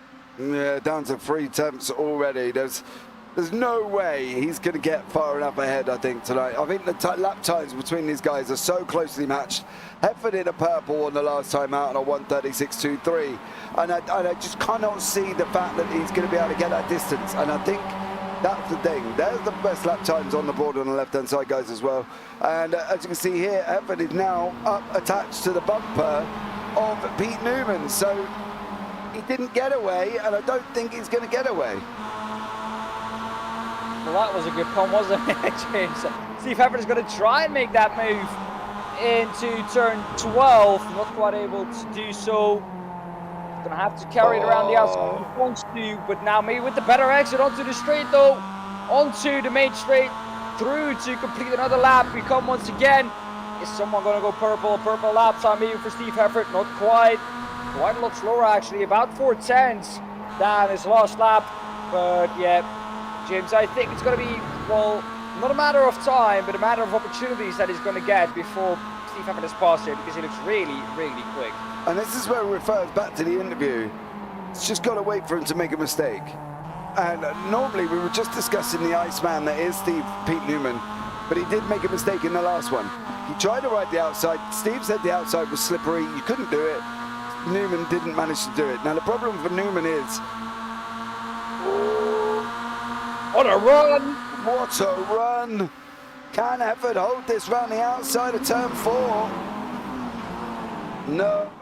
Yeah, no, maybe not. Maybe. Oh, a touch! And they were almost 3 wide. Almost. Up the inside now of Steve Heffert into turn 10. Or turn 8, excuse me. There, Thunder Valley, we're coming through now. Single file once again, but that attack from Daniel Hunt has given Pete Newman a little bit of breathing space towards Steve Heffert, but immediately gets closed down once again. That slipstream, James, is really strong down that back straight. Yeah, I think without a shadow of a doubt, this is where they can get close. And I think this is where these got to be done. I don't think these guys can get Newman through that twisty section. I think the run from turn now to turn 2 and the run from 2 to 4, I think that's their best opportunity. The draft is pulling them in like an absolute trooper anyway. The time is on the left, you can see it, 4-5. And it's still coming down, 4-4, here we go again, 4-3. As soon as it gets closer, it starts dropping quicker, you know? It's like the elevator. As soon as you cut the rope, you've got down, you're going down with 1. As soon as you cut the 1, you're going down with none, and you plummet into the floor 15 stories down through Trump Towers, and on the deck you go. And that's like the split time here tonight. Is literally the fact that once they start getting in, you can look at it, 2, 3, 2, 3, 2, 1, 1. It's down, it's down, it's down. Ah, he's left the door open. Oh. That was a little bit too far, I think, James, for Steve Effort to make that move. James looking, he's trying to find an opportunity to get past, but he just can't seem to find that move. Can't seem to find the gap to put his car into. Daniel Hunt can't either, so, well, it's going to be difficult here in the last 2.5 minutes of this race for them. James, where do you think this move is going to happen? If it actually is. I wouldn't like to hazard as to where. I think it is. I'm just not into. Whoa, Daniel Hunt there. Where are you off to? I'm just not entirely sure where. I think it needs to the run from 1 to 2, or it needs to from 2 to 4. I think there's the opportunity. Now, whether or not it can, completely different story. Okay, we're going to have this one and one more. They passed over the line well within time. But the fact that Hefford and Newman are at this again, the fact that Hunt is tied in the back, the fact that VG and Ayres is behind that, and then of course we got the top 6 of the last time out with Cullinan as well. If I was Hefford, I'd look at riding this as clean as I can to get that run. Got to get that run. Well then, now coming out of the keyhole. He's close right now. Can he make that move around the outside? He's not going to leave the door open this time. He wants that inside. There's a touch on the straight through turn 3, but he keeps it going in the right direction. And oh, James, we were millimeters away from a big crash there for Pete Newman and Steve Effort. Yeah, that could have been a disaster. And I think the only one that really would have suffered from that would have been Newman, because if he started going round, Hefford would have just pushed him round and carried on. So I think from Newman's point of view, that could have been disastrous. And with Hunt waiting in the wings, I tell you what, that lion is preying on these 2 gazelles that are in front of him. And he wants them. He wants them so bad. He can smell them. And this is where Hunt comes into his own, because he's tracking down these guys like an unbelievable lion on a mission. It's going to be a frantic last lap, I can tell you that much. Well, James, I think if you go back a little bit further back, maybe to the battle for the lead in the AM class, for a second here we have it. This is Roger Morton, Craig Jones, or Roger Morton, Carl Jacklin, excuse me. He has that move done. Still side by side a little bit further back though in the shot between Jacklin and Roger Morton. Down the inside goes Jacklin. Has that move done. Now I'm going to try and attack the both ahead of them. This is the battle though for the lead in the AB class. Craig Jones tried to make that move on Mick Barry. Not quite able to do so. Maybe down the run from the keyhole. Daniel Hunt now quite close to Steve Hefford. Can he make the move then for second is the question. Pete Newman is going to box him in. He's going to go really deep and almost off it to the grass, but luckily keeps it on the track. And these guys stay as they are. Mick Barry then defending still from Craig Jones. Has that slipstream to help him from Elise Main ahead of him. It's going to go really deep, but keeps that position because he was ahead when they went into that corner. James, we're into the dying stages of this race now. Are we expecting any moves to be made? No. Okay, then. Well, I don't think there's an opportunity. I can't see where. If these people up front cannot produce a move in the next half of this circuit, I can't see Mick and anybody else, especially with Elise Main in there. He's not going to want to give out that position. She don't care. And this is where we are. See, Newman is going to take the victory with Steve Hefford and Daniel Hunt. They're in race 2, so well done, Pete Newman. George takes victory. There's been a crash for Roger Morton. Mick Barry as well off. And Carl Jacklett with that climbing the order as well into turn or into P9. This is what happened between Mick Barry and Carl Jacklett. This is ahead, I think, in the 66. That's main. But no, that's at least main. Oh no, that was in a complete different class, I think. Yeah. Elise Main in the close, Mick Barry in the AMS. I don't know why I would take that risk. I'm not sure. I'm baffled here. I'm baffled by Mick Barry taking that risk on the last lap. Yeah, there was no gain. This is what I said. There was no gain there. Well, there we go. There we go. Why don't we switch it up, James? And the results are for you this time. I'm waiting for them to come in, Dan. So I would love to read you the results, but I haven't got them. Well then.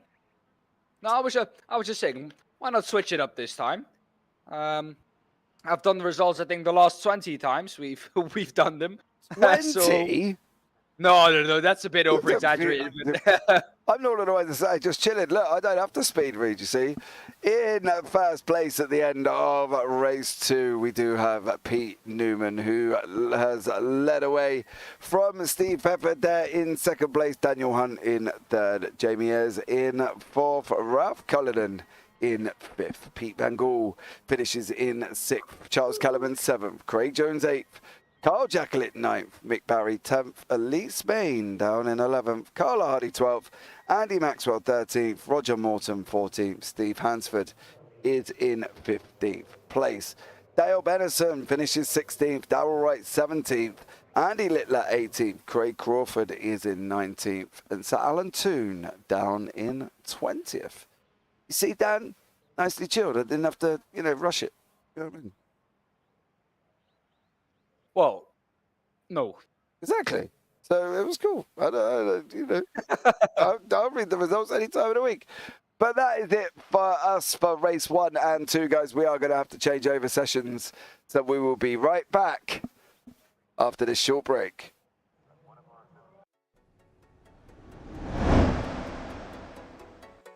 Okay, dude. We are.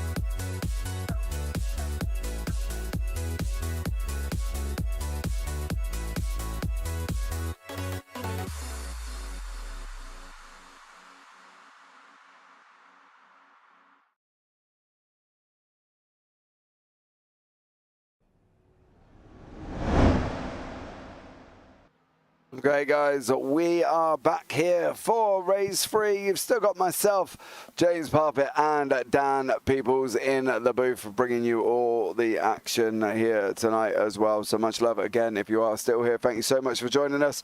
Hope you all are having a fabulous evening and enjoying this absolute epic racing here as well. So don't forget, guys, you can subscribe, turn on the bells for notifications, and don't forget to give the video a big old thumbs up. So Dan is back with me in the booth. Good evening, Dan. Welcome back.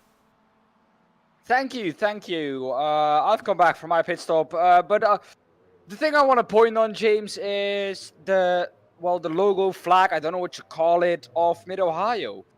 Did they just think, well, let's just chuck all the flags that we have in racing into one logo? Probably. I don't know if you know the logo. We've seen it a couple of times in the scenic camera. There we go, on the right-hand side. What? It really looks like they just chucked Which one all the different flags. Oh, that one. Oh, yeah. Maybe.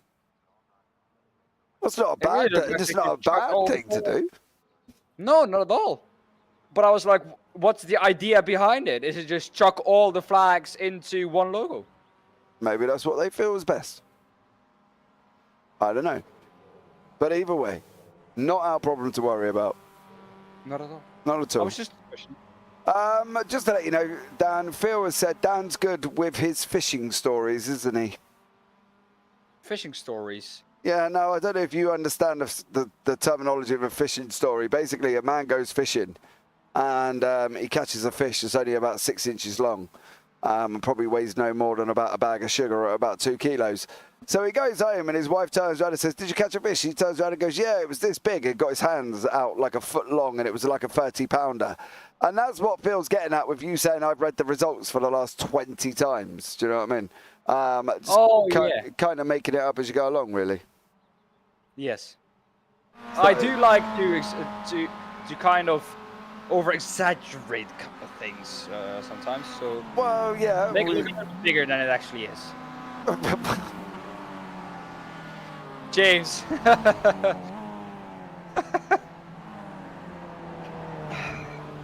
Oh, yeah. What have I said? What have I just said? I don't know, but, you know, you said it, not me, which is always good. So, there we go. But we're back for race 3, 1:24 on the clock currently at the moment as well. Hey, I don't really know where to go now. Apart from a big shout out to the guys at TrackCams22 for providing these cameras for us this evening, guys, as well. Please go check them out at trackcams22.com. And also Sim Racing Community as well for producing the flyby. Go and check out simracingcommunity.com as well. Your first and only place for all your sim racing news. So go and check it out. So there may be a driving school at Mid-Ohio and used as a demo. So that could be why they got all the flags up. Okay. Okay. I don't know. I don't know. Now I at least know why they're there. I don't know if Phil actually knows that that's a fact, but that's what he's put in chat. If that's it, if that is the case, thank you for your story, Mr. Phil. So there we go. You know, it's obviously longer than 6 inches, so it's fine. So Ralph Cullen, car number 32 here, driving around in 5th place at the moment, 1:39.63. Steve Everett on a 1:37.77. So a big old gap there between the two cars as we come in to the last 9 seconds of practice. Overall, you know, this is where it kind of gets a little bit spicy here, Dan, doesn't it, with these cars in race 3 and 4? Well, let's just say the further we get to the end of the evening, the more comfortable the guys get with the car, and the more chaotic and the better the races will become. Yep, there's the grid for you, Dan. Off you go. Well, this is my job, the speed reading. As always, Carl Hardy in P1, Pete Van Gool P2, Andy Maxwell P3, Roger Morton P4, Darrell Wright P5, Ralph Cullen P6, Greg Jones P7, Dale Bennison P8, Craig Crawford P9, Sir Alan Toot P10, Jamie S P11, P12, Daniel Hunt, who has to come from P12 this time round, P13 for Pete Newman, 14 Steve Hans for 15, Carl Jacklett, 16 Charles Kellyman, Steve Hefford in P17, Mick Barry P18, 19 Delise Main, and 20th Andy Littler. Well, there you go. Job done. Andy Maxwell is on pole position. I'm not quite sure what happened to the grid, but that wasn't what we've read at all. So there we go. There is the grid on the left-hand side. Andy Maxwell will be on pole position, leading us away with the arms of Roger Morton and Mick Barry right behind him currently as well. Andy Maxwell goes straight across the left-hand side of the circuit to cover off Roger Morton. Mick Barry goes across as well, covers off Elise Main in 4th place there. Carl Jacklett behind her. Let's see how this one's going to pan out as these guys go racing down into turn 2 for the first time this evening in this 15-minute sprint race. It will be determined by laps, and currently the lap count on the board is 9 laps. So Roger Moore is looking at trying to go around the outside. Currently out front, Mick Barry in 3rd place. Carl Jacklett 4th, Elise Main currently sitting in 5th there, Dan. Overall, not a bad start. We've seen Steve Hansford go off track and come back on again, but he is running all the way down in 20th place at the moment. Yeah, good and good start there for everyone. Steve Hansford once again down 5 positions, so not having a good start at all in both races is Steve Hansford here, down in 20th already. Oh. As you see a move happening for the lead, Roger Morton up into P1, Andy Maxwell down a position. And that was actually a good move there for Roger Morton. Yeah, there was also a little bit of door rubbing between Mick Barry and Carl Jacklett here as well. And this one is getting... Oh, Roger Morton down, and other people around. Oh, it's Pile City! Pile Up City! Well, this is Mid-Ohio parking lot. And that all started off with Roger Morton spinning around there, Mick Barry spinning around for good measure as well. Or excuse me, that is, I think, Sir Alan Toon who did that, not Mick Barry. But this all started with the man ahead of us, Roger Morton, who got a little bit out of shape. A little bit of door rubbing a little bit further back, and there we have another spin trying to react to that. Or was Andy Maxwell not quite able to do so, running, well, T-boning Roger Morton, and from that point on it all kicked off. But yeah, really unlucky there for Roger Morton. Got a good start, but well, let's just say couldn't really set that over into a good race there. No, JBS has just cleared Craig Jones and is now chasing down Charles Kellerman in front of him with Elise Main. That wasn't quite what we was expecting from race 3, but with this new tyre setup, it was possible, and unfortunately, it was possible. Jamie Ayres, Craig Jones, Steve Peffer, PPG, Pete Newman, Dan Hunt, Ralph Cullinan, all back within about a second of each other currently at the moment on track. You see it on the left-hand side there. They're all very, very close, and Ayres has got a 1.1 second gap to make up to Charles Kellerman, who's got about 3 tenths to Oh, Pete Newman out in the background. Sort of got you off there, James. With Pete Newman around as well. And that is Pete Newman out with a good result as well. I don't think he's going to claw that back, James. And let's see how that one materializes. I have a feeling that, well, might have just been on his own, just a little bit too hot into the corner. No, a little bit of a touch from Danny Hunt, of course, that wasn't on his own. But yeah, James, a lot of, well, it's all kicking off here, let's say, in race 3, isn't it? Yeah, we said it was going to be it was a conservative 1 and 2, and clearly 3 and 4 is not quite as conservative. With Craig Jones chopping in between Dan Hunt, PVG, and Steve Hefford there, so he's chopped down the order a little bit. Expected a little bit more of a fight, didn't quite produce it. I suppose he's got no reason to. They are separate classes, so really no need to have a go at these ones. But further back you see here, Dale Benison, Darrell Wright, Carl Hardy, Carl Jacklett, they're all in the mix as well. Carl's got his nose up front of Carl in front behind. Oh, there's too many Carls. Carl Jacklett, Carl Hardy, side by side. Racing down now into turn 4. How is this one going to show out, Dan? What do we reckon? Well, Carl Jacklett on the inside, Darrell Wright on the outside. Darrell Wright is going to have to try and carry it around the outside to get the inside, but they're going to go around. And Carl Jacklett, once again, off track, and once again can't catch a break, and he's off again into the gravel. Oh, James, that man can't catch a break, and once again, let's just say there's nothing that he could have done about that.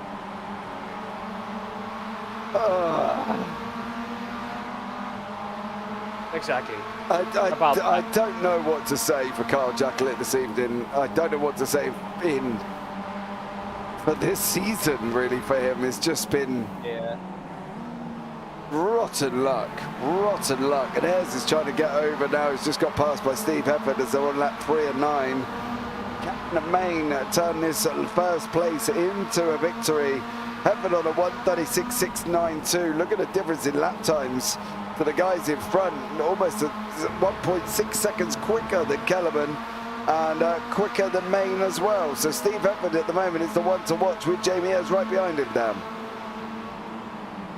Well, Jamie Ayres now trying to overtake, like I said, Steve Hefford, and the thing is, he's got a good run now out of the keyhole, and well, the gap is quite small, but of course Steve Hefford now has that slipstream from Kellyman ahead of him, so I don't think there's a lot that Jamie Ayres can do, but the inside is left wide open by Steve Hefford, not quite able to send that car up the inside. Danny Hondo, look at that, up into P5 already, came from P13, and off at the front as well is Elise Main, and oh, James.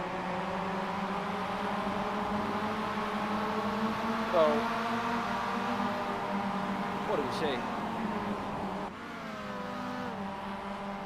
I don't know. Sad sight to see this. Don't know.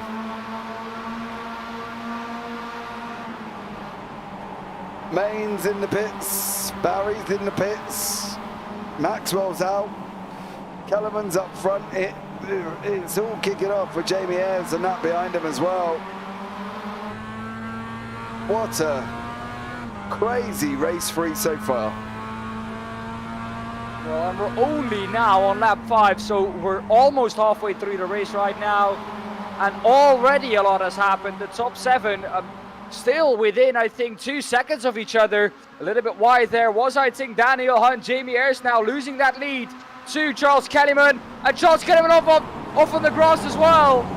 Hefford not able to make that corner, I think, went a little bit wide as well. It was Ayres. Ayres made the contact with Kellerman. Ayres made contact with Kellerman, and that's where they pushed Kellerman wide, and obviously off he went.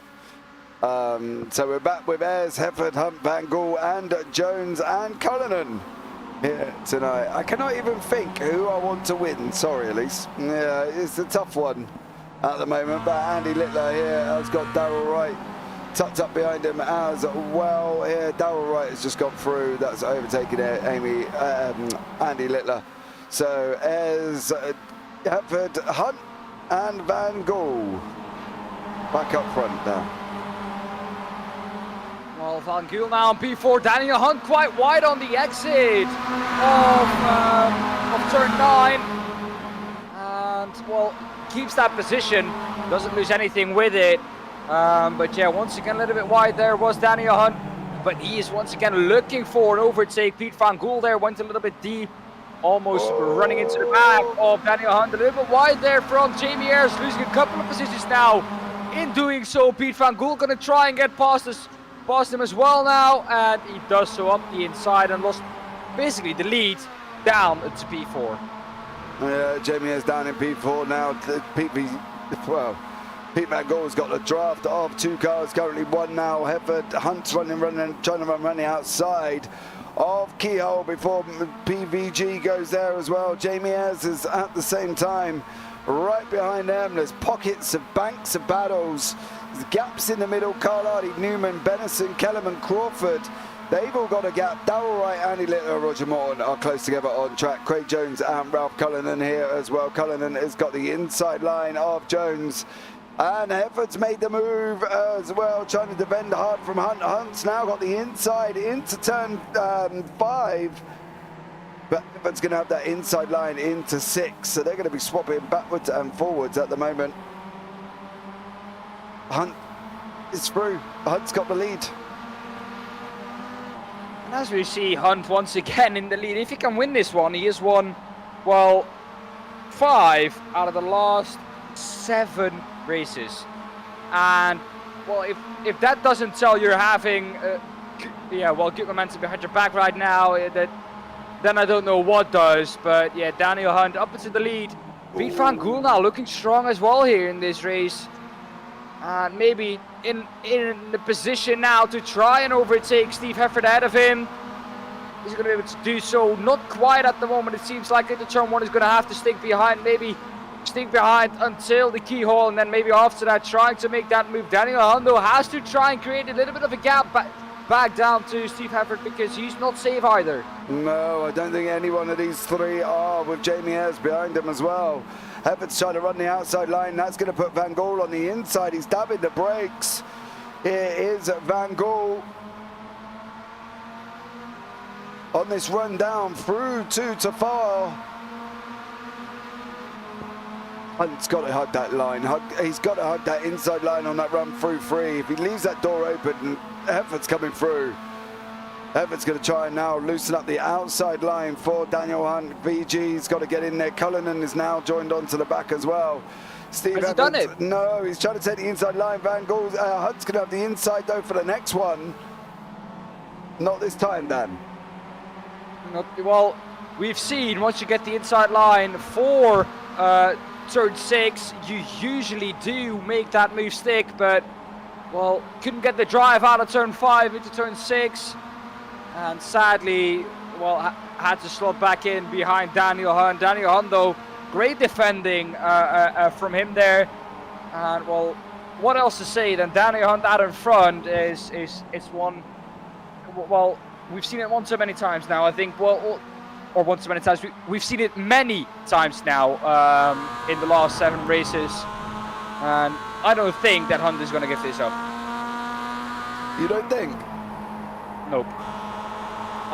I think Hunt just won this. I could be jinxing it here, don't get me wrong, but I just have a feeling that with the gap he has now, that there's a big opportunity that Hunt has won it. Doors open. Oh, Dan. What have I said? Look at this. Yeah, he has a good run though. On the nose of PVG. How is this going to pan out? Hefford's got the inside though for turn 4. We're attached to Steve Hefford. We're pushing him through. Danny Hunt could be about to lose the leader. Can he keep the inside for turn 6? Yes, he can. Now he has to slot in ahead of Steve Hefford again. If he wants to keep that lead, they're going to go side by side through there. Steve Hefford still keeping the inside. Danny Hunt has to give that one up. Still though, side by side now through turn 7, 8. And now coming up into Thunder Valley, turn 9, still side by side. Hunt's got to get a good run. Hefford with a little bit of a slide on. Has to now maybe let Hunt pass, because that was a big slide there for Hefford. Coming out of Thunder Valley, down to turn 10, 11 now. And Danny Hunt though, still ahead, but he was under big pressure there in that lap. And it's going to be the last lap as well. Elise Main in chat. That's all she's put. Oh, on the grass with PBG. He's got to get off the grass. Here we go, last lap of the race. Last lap of the race, and what a barnstorming race it has been between these guys up front. And we've got 6 cars having a battle. Cullinan is now trying to look at passing Ayres. Pete Van Gool's trying to look past Steve Hefford. Hunt, Hefford, Van Gool, Ayres, Cullinan, Jones. If Hunt couldn't hold on here for this section of corners, he's got this victory. Well, hanging on though, James, is the difficult thing here, because Steve Hefford's going to try it around the outside though, but hanging it on around the outside is really difficult. Daniel Hunt has that one covered off. And you should say now, James, that there is, well, realistically, not a really good opportunity now left for Steve to try it. No. There isn't anywhere now for the rest of this circuit where he can give it a go. First time on this track, I'm not adjusting fast enough there. That slide kind of put you out, and then Kellerman obviously continuing that slide for you didn't help either. And unfortunately, he just went round at least. It's a tough track. It is, and well, easy to lose the car there, but in the end, Daniel Hunt comes through, I think, now victorious in race 3. There we go, across the line comes Daniel Hunt to take victory in race 3. I said it, and he delivered Steve Hefford behind him, Pete Van Gool in P3. But look at that, once again, the top 6, only 2 seconds in it. Yeah, absolutely unbelievable driving from these guys, as always. Darrell Wright is going to come across the line in 11th place with Craig Crawford, Steve Hansford, Andy Littler. This man cannot catch a breakdown, can he? Carl Jacklett is just... He can't. Every time. Every it's time. painful to see now at this point. So tough for him. Got to be tough for Carl Jacklett, because he's trying so hard, and not always in turn is it his fault. Do you know what I mean? And I think that's the tough thing. But the results are through, guys, here tonight, and let's bring you up the results of race 3. Daniel Hunt is your winner. Steve Hefford 2nd, Pete Van Gool in 3rd, Jamie Ayres 4th, Ralph Cullinan 5th, Craig Jones 6th, Carl Hardy 7th, Pete Newman 8th, Dale Bennison 9th, Charles Kellerman is in 10th there, Darrell Wright in 11th, Craig Crawford 12th, Steve Hansen 13th, Andy Littler 14th, Carl Jacklett 15th, Sir Alan Toon 16th place. 17th is Roger Morton, 18th is Elise Main, 19th Mick Barry, and Andy Maxwell down in 20th place. So tough for everyone this evening, and even tougher for the guys that have been involved with the race as well. Elise Main in chat, welcome and thank you so much again for joining us. It's been a tough old time, but that's it for race 3. Go and get a break. Go and get some drinks, because we'll be back for race 4 very, very shortly.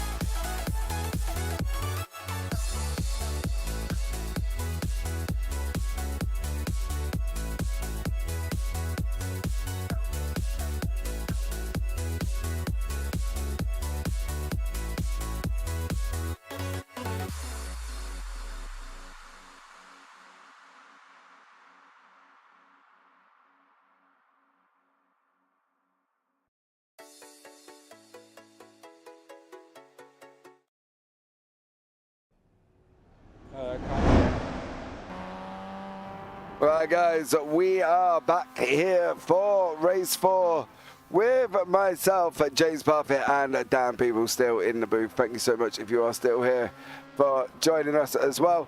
The interesting thing we were talking about earlier on, Daan, with that Ross Chastain at Martinsville is obviously somebody has then gone out and done it in the sim racing world and said it actually works. So if you're ever at the back at Martinsville in a NASCAR and you need to get to the front, just go and bang the wall. You can apparently do it in the sim racing world as well. Well, I think the most funny thing was, I think, not even the move itself, but just the reactions from all the drivers. Mm-hmm. And I think I was listening on board with the number 22, Joey Logano, and his spotter. And at some point he was like, well, what something have we just witnessed?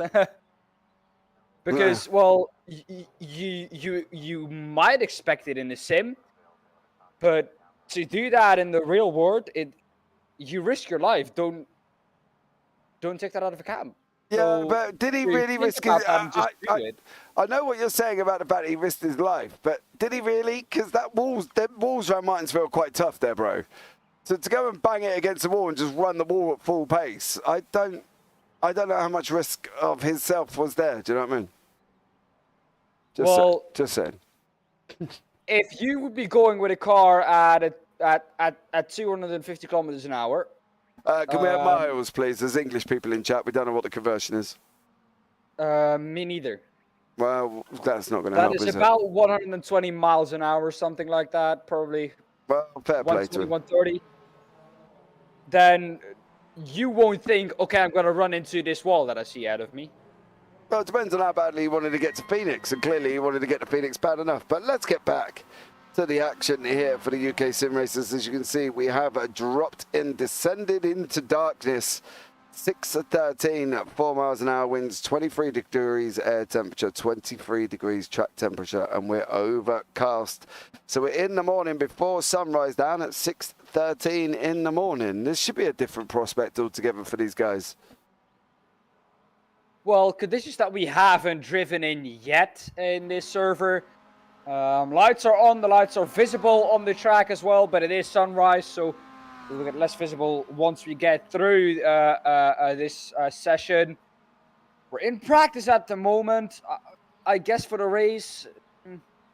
Well, James, we've seen it in race 3. It can sometimes be a little bit of chaos, and usually in race 4 is the point where it all really kicks off. Yeah. Let's just hope, James, that now for race 4, Carl Jacqueline at least has a clean race. Yeah, Carl is such a tough evening for Carl. It's been horrendous. His run of luck over the last few weeks has just been down in the dumps, isn't it? He's not had a lot of it. It doesn't exist, James. No. He needs to go and rub a Buddha's belly or get a rabbit's foot inside the car hanging off the rearview mirror or something. A foxtail on the back of the car. A what? A foxtail. Yeah, anything. He needs, you know what I mean? He needs to even go and practice witchcraft and wizardry to try and bring him luck or something. He's having a tough few weeks, Carl Jacqueline, and I just wish him all the luck for race 4 because it's going to be tough again as we've got the last couple of minutes. Shake it off, Elise, and push for the next win, says Phil across the pond. Well, let's see how she does. But if you are here, guys, don't forget to let us know as well. It would be absolutely amazing. Anthony Jacobson, if you're still here. Team Zilla, Sim Racing Community, Phil across the pond. Daniel Nagel as well, much love. And thank you, by the way, Daniel, for the follow over on Instagram. Much appreciated there as well. There will be an announcement about the 5 comments regarding the commentary, the competition that I put out the other day. So there has been 5 comments in there as well. So I will announce the winners tomorrow. So yeah, I will get on that as soon as I get home. There we go.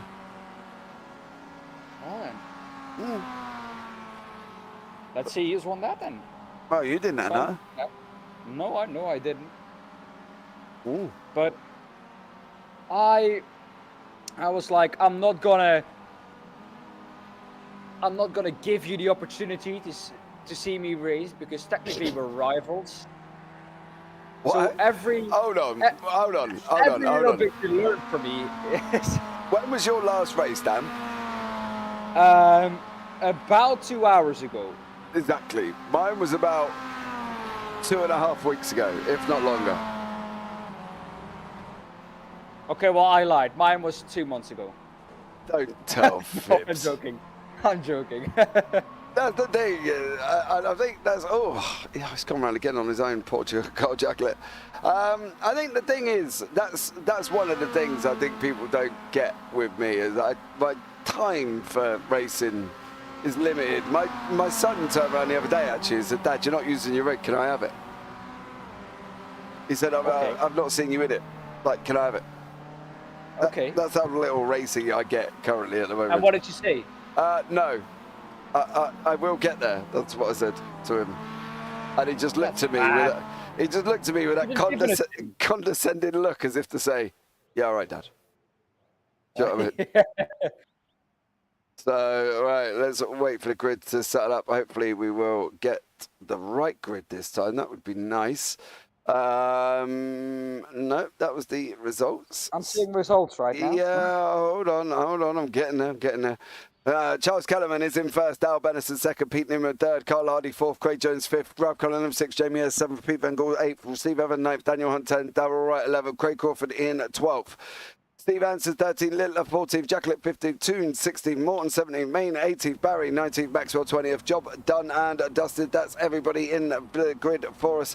Kellerman is on P1 and he is currently there sitting at the front of the field. Let's see what he can do as we go for the start of race 4. Charles Kellerman out in front, Dale Bennison already been passed by Pete Newman. Carl Hardy in fourth, Craig Jones fifth, Ralph Cullen the free wide, Jamie Ayres. The results, boys, see each other. Daniel Hunt, PVG. That was absolute carnage. Absolute barnstorming carnage between Craig Jones and Ralph Cullen. Well, I'm sure if we get him in for an interview, it'll be Ralph's fault, it'll be Craig's fault, it'll be everybody's fault. Indeed. But I'll tell you what we'll do. Let's just have a quick look back here from the start. There are the results claiming team. There, Jamie Ayres is on the outside. Oh, you don't really see it. Yeah. Don't really see it. They go behind the bridge. But we'll have another look back at that in a minute. But up front, Pete Newman has already passed. Charles Kellerman is out in front. Dale Bennison, Jamie Ayres, Carl Hardy here, all side by side currently at the moment. Steve Pepper. Oh. Elise Main, Daniel Hunt, there's been moves as well. Carl Jacklet, Mick Barry. Andy Maxwell was up, I think. Yeah, Andy Maxwell's been taking a diver. Craig is in the pits. Craig Jones is in the pits. I wonder if Kean is watching this week.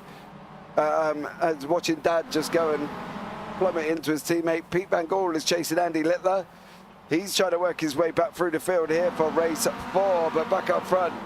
Newman now to Kellerman to Ayres is the 2 seconds already. What an absolute barnstorming race 4.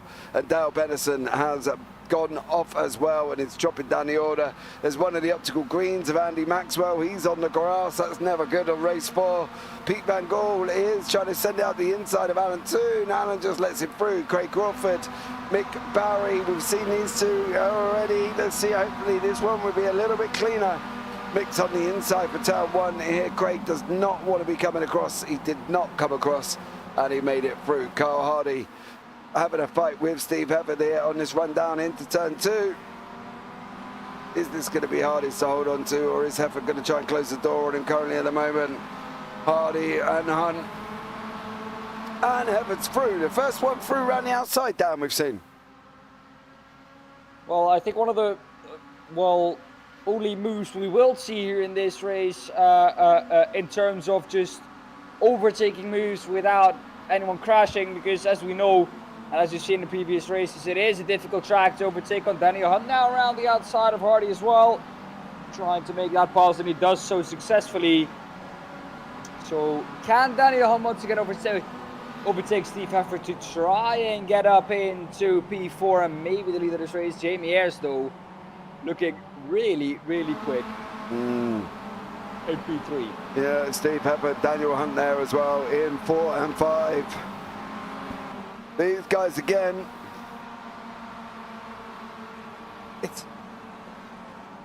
How are they going to catch Ayres and Kellerman? You know, there's a big old gap there.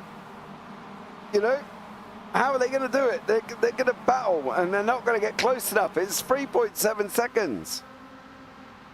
Well, that is already actually quite a big gap. Indeed, you're correct there, James. And well, we're into lap 3 now, and I don't really know where even has that gap come from. Honestly, mate, I really don't know. I think they were just fighting, and this is what these two have got away from. Kellerman and Ayres here. I think where the fact that they were fighting so much, it's just lost them over the last 3 laps that amount of time. And don't forget, kind of everybody had to hit their brakes in turn 1 because the 2 guys from results decided that it would be a good idea to come together. Yeah. And I'm sure we'll hear all about it if they come and join us in the commentary booth, because it'll be Craig's fault, Ralph's fault, and Mick's fault, and somebody's fault. As we can see, Jamie Ayres just cleared Charles Kellerman and allowed him to get on his bike now to go and catch up to Pete Newman, who is out in front. Steve Heffert is taking a chance with these slides, Dan. I'm not going to lie. That's not the first one. He's nearly slid it round in a circle. No, not the first time he's done that. And Daniel Hunt now going to try and, well, he's still behind Steve Heffert. We've seen this last race, James. Making that move is difficult. It's not impossible. We've seen that as well. But you just have to try and force the mistake. I have to try and force the driver ahead of you offline. Maybe here down the inside, not really close enough to do anything. But you just have to try and force the mistake of the driver ahead of you. And that is exactly the same thing as Andy Maxwell is doing now with Mick Barry. Yeah. Hunt's done the fastest lap of the race on a 1:36.753. Barry here as well. He's trying to lose Andy Maxwell, and Maxwell's just not letting him go. You can see it here going down into turn 1. Barry's run wide, really. That's not the ideal line. Maxwell's speed's going to make this hard for Barry to defend against going down into turn 2. Barry does have the inside, though. He is squeezing him against the grass. There's not many places left for Maxwell to go. He's going to run him around the outside. Is he going to get that move out? Oh, Barry still holds on to it this time around. Roger Morton, Carl Jacklett here. Jacklett looks like he's going to be making this move into turn 4. He's got that inside line as well, so maybe Jacklett can make it through. That's why you don't make it 3 wide. Well, yeah, we'll have a look back at that one in a minute, Craig. Jacklett makes it through on Roger Morton. Steve Heffert and Daniel Hunt are still not making it at this moment in time. But let's have a look back at this Craig Jones incident here and see if we can pinpoint a blame as such. So Jamie Ayres does try and, I suppose, try and make it 3 wide.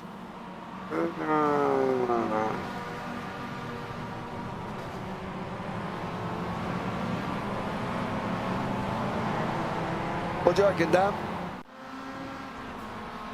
Well, difficult to say, really, James. Difficult to say. 3 wide there in that corner is always difficult. It's a corner that tightens up on exit a lot. So, yeah, difficult to say, really, James. I can't put the blame on anyone, really. Yeah, I think it's one of them things. 3 wide, racing incident. Craig, you're running a little bit deep. Ralph left the car width, but didn't prophesize that that was going to happen on the outside of you, outside of him. Carl Hardy has managed to clear Daniel Hunt here, and I'm wondering if Daniel Hunt went in deep, because he had a big chunk of gap. Either that or he's caught a massive slowdown. Maybe he did. I think it's that.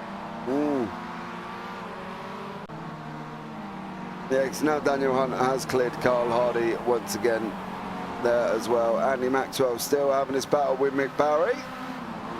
I'm sure we'll hear all about it, Craig, when you know, you jump into the booth after this race and join us.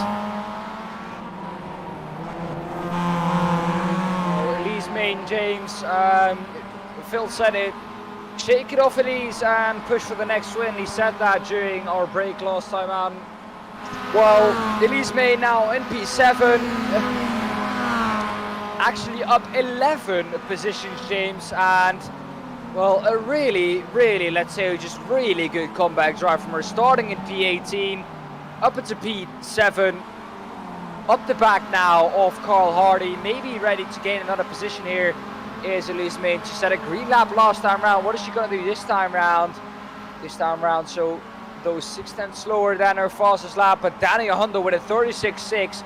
A really quick lap time there from him, but yeah, Elise Main shook it all off and is now trying to gain a 12th position in this race on Carl Hardy. Well, this is just about to get spicy here with PVG, Andy Maxwell and Mick Barry. Maxwell takes the outside line around Mick Barry, trying to defend from Pete Van Gool, leaves that door wide open. Pete's now going to try and slip it up the inside. Here he goes. Can he make this stick around turn 2 on that run up the hill? Mick's towing Andy Maxwell to really stay ahead of him, I think there, Dan. I don't think... Oh, no, Mick swapped sides. He's now towing Pete Van Gool. And Pete tuck up to the back. He's going to... Oh, I thought he was going to try and send that free wide then. Well, Barry trying to defend, but Maxwell through on them both. They're 3 wide now. But it is actually Maxwell who's through on both of them right now. That is a great move there by Maxwell. 2 wide pass from Andy Maxwell there as well. So incredible action from him, taking 2 positions. Stellar job from Andy now as Pete Van Gool's got to try and look at trying to come up the inside of Barry. Barry's got to try and get back at Maxwell. Don't forget Barry is the trying to chase down Roger Morton. What a big gap already to Roger Morton. He's got a long old gap. He's got a track and a half. He's got nearly 5 seconds. It's going to be tough for them to try and catch him, I think. Yeah, I think if Mick Barry can, he's going to just try and hang with those guys, not fight too much, and maybe work together with them to try and catch up to Roger Morton. Otherwise, I don't think Mick Barry is going to catch up to him. 5.7 seconds, 5.8 seconds that gap is right now, so it's going to be difficult here for Mick Barry to try and do anything about that lead from Roger Morton in the AM class, though. Steve Everett from the field, really close to Charles Kellyman as well now, maybe able to try and make that pass, but this... If we look together now with these guys, Mick Barry defending for Pete Van Gool. If you were Mick Barry here, James, would you defend for Pete Van Gool as much as they do? They cut across the grass, and that is a track limit. Well, track limits were. Oh, that's deep from Mick Barry. What was that, James? All over the grass. Mick was trying so hard, I think, to defend. I can't really justify. Oh, he's just got up the inside. Did he get that inside line then? Oh, he did. He did. Did he? Yeah. He was net of Pete Van. Oh, yeah, he did. Of course, he lost that position. Oh, that was a lead. Look at that. He tied up that corner and then just went through on him.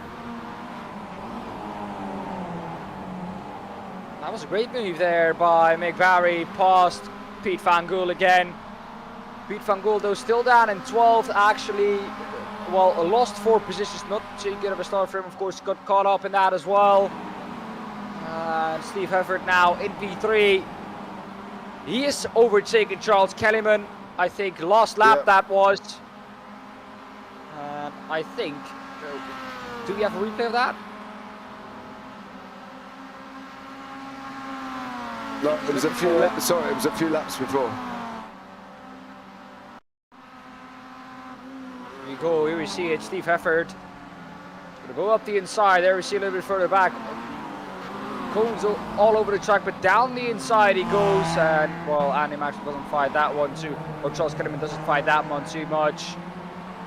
Elise Main though now trying to overtake once again Carl Hardy. This has been a battle that has been going on for quite a while now.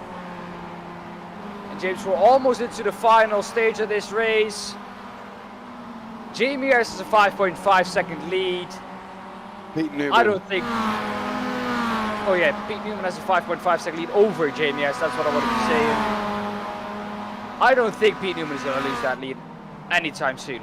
No, it's going to take a miracle if he does. He goes on to the final lap. So I think it's a big ask for anybody. I think the only one that may lose that position could be Jamie Ayres to Steve Hefford, but depends how close Hefford can get. Ayres once again drifting that MX5. Depends what sort of toe and what the time gap Hefford can get it down to.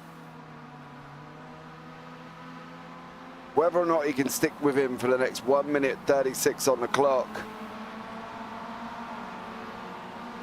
A little bit of a slide there coming out of the keyhole. Steve Hefford chasing down Jamie Ayres, has the better exit. Jamie Ayres, no slipstream ahead of him.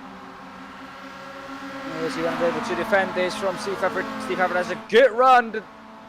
The door is left open though, but not quite able to make that move up the inside. A little bit deep though from Jamie Ayres there, James. As we enter now the last half of this race. Yeah. Or the last half, the last lap of the race. Yeah, Ayres and Hefford, there's Main and Hardy, there's Maxwell and Barry. Looks like Andy Maxwell cleared. These guys are still fighting. PBG has moved to the front of these three now. Maxwell's trying to come around the outside of turn 5. So they're still going at it. All the way through, as is Main and Hardy. And that is Pete Newman is your victor. Jamie Ayres just hangs on to second from Steve Hefford, Charles Kellerman in 4th, Daniel Hunt 5th. Carl Hardy hangs on from Elise Main. Carl Jacquelit, yes! Has finished the race in 8th place there. Well done for you, Carl. Absolutely ecstatic for you, buddy. Roger Morton wins the AMS overall in 8th and 9th. PVG, Andy Maxwell, Mick Barry come across the line in order. Cullinan behind that, Crawford behind that, Benison further back in 15th place. Andy Littler there, all in 16th. As well, coming across the line, Darrell Wright in 17th. And Steve Hansford did have an incident on that last lap. And that could be why he's further down the order.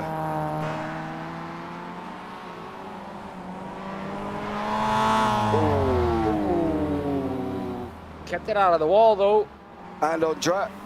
So fair play to Steve Hansford there. Absolutely incredible from him. So there you go. That is the race done and dusted.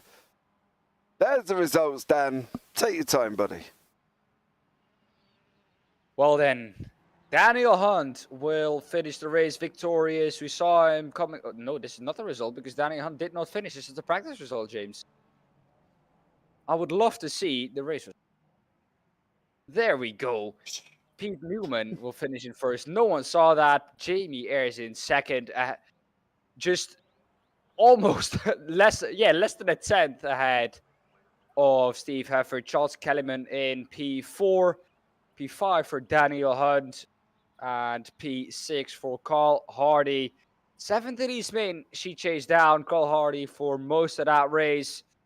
But didn't really find the way past. And then we have Carl Hardy in P8. P9 is Roger Morton, the winner in the AM class. Ahead of Pete Van Gool and Andy Maxwell. Mick Barry coming through in 12th overall and in 2nd in the AM class. Ralph Cullinan P13, P14, and 3rd in the AM class is Craig Crawford.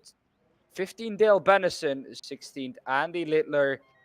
Darrell Wright in P17 and 18 for Steve Hansford. 19 for Sir Alan Toon. Sorry. And 20th for Craig Jones. Sorry. Miles away. Right. There we go. Dan. Well then, James, I did it too slowly. You almost fell asleep. I was drifting up at that point. Oh, I was sat there. I was just listening, and then you got to the end, and I was like, oh, Oh no. Hold on. So there we go. Let's see. Craig, come and have a chat with us as we have a look back at your incident here as well to see how this one materialised. I'm not entirely sure which way we can blame this. I really don't know. No, that's too close to the bridge. We're not going to see it on that. What way do you reckon? Well, if we look at this, that's probably on the 32 turning in. You reckon that's on Cullinan turning in? Mate, to be honest, James, I would give that a racing incident. But look, this is where we're going to see it, right? Ayres is on. Yeah. Straight up, the 32 pitches 29 into Pete Fangool. Nowhere for the 29 to go. A way better angle, that one, and yeah, nothing that the 32 is just fully turned in. Yeah, we'll put it all down to Ralph Cullinan. Let's see if we can get Ralph in for a chat about it as well. And maybe see if we can get the guys in. Because I fear there's maybe some form of a conversation here with Craig Jones and Ralph Cullinan. And see if we can get them into the booth and have a chat with us. Because, you know, I think they're not even here. They're not even on. James. I know. You need to go. Yes, indeed. Otherwise, my dad is going to get mad again because I'm up too late. All right, mate. No worries at all. Well, thank you, Dan, as always, for joining me. Much love to you. And Thank you. I'll speak to you before Thursday, no doubt. Indeed. Well, thank you, everyone, for watching. And yeah, it was a pleasure to be here again Thursday evening. Bye-bye. Bye. Well, guys, I think that is it. I don't think we've got anybody coming down for a interview. I think the ones I wanted to catch have all jumped off. So, unfortunately, I'll catch up with them again next week and speak to them about this week's thing, this week's incident. But that's it from me, guys, and Dan Peoples. We've been the ones bringing you all this action this evening. So I hope you've had a great time and enjoyed the broadcast. As I say, if you are here, don't forget to subscribe, turn on the bells for notifications, give the video a big old thumbs up, because we've got some great action coming up this week on the JBB YouTube channel, as well as the Next Gen GT3 season tomorrow. So we've got the Next Gen GT3s tomorrow night here as well. We've got the Radical Race Series on Thursday, along with Crest Autosport World Touring Car Challenge on Thursday. So come by for them. There'll be 2 races happening there on Thursday night with Biggles and Dan from Nagaro, and then me and Ewan doing Road America for the Radical Race Series. Next Gen GT3s on Wednesday, by the way, are going to Montreal. So there we go. And then we go on to the Radical World Cup Sprint Series again, with myself for the AMs and the pros, and then we've got the Americas at 1 o'clock. Then we've got the UTC World United Touring Car Championship, rounds 5 and 6 from Donington Park, and then we've got the 100% Cup Series final from Phoenix at 1 o'clock Sunday morning. Tune in for that, because that's going to be absolutely incredible. But guys, that is it from me at this time around. So as always, from myself and the elusive Dan Peoples, you all take care. Have a great week. And you never know, we might see you on the track sometime. Good night.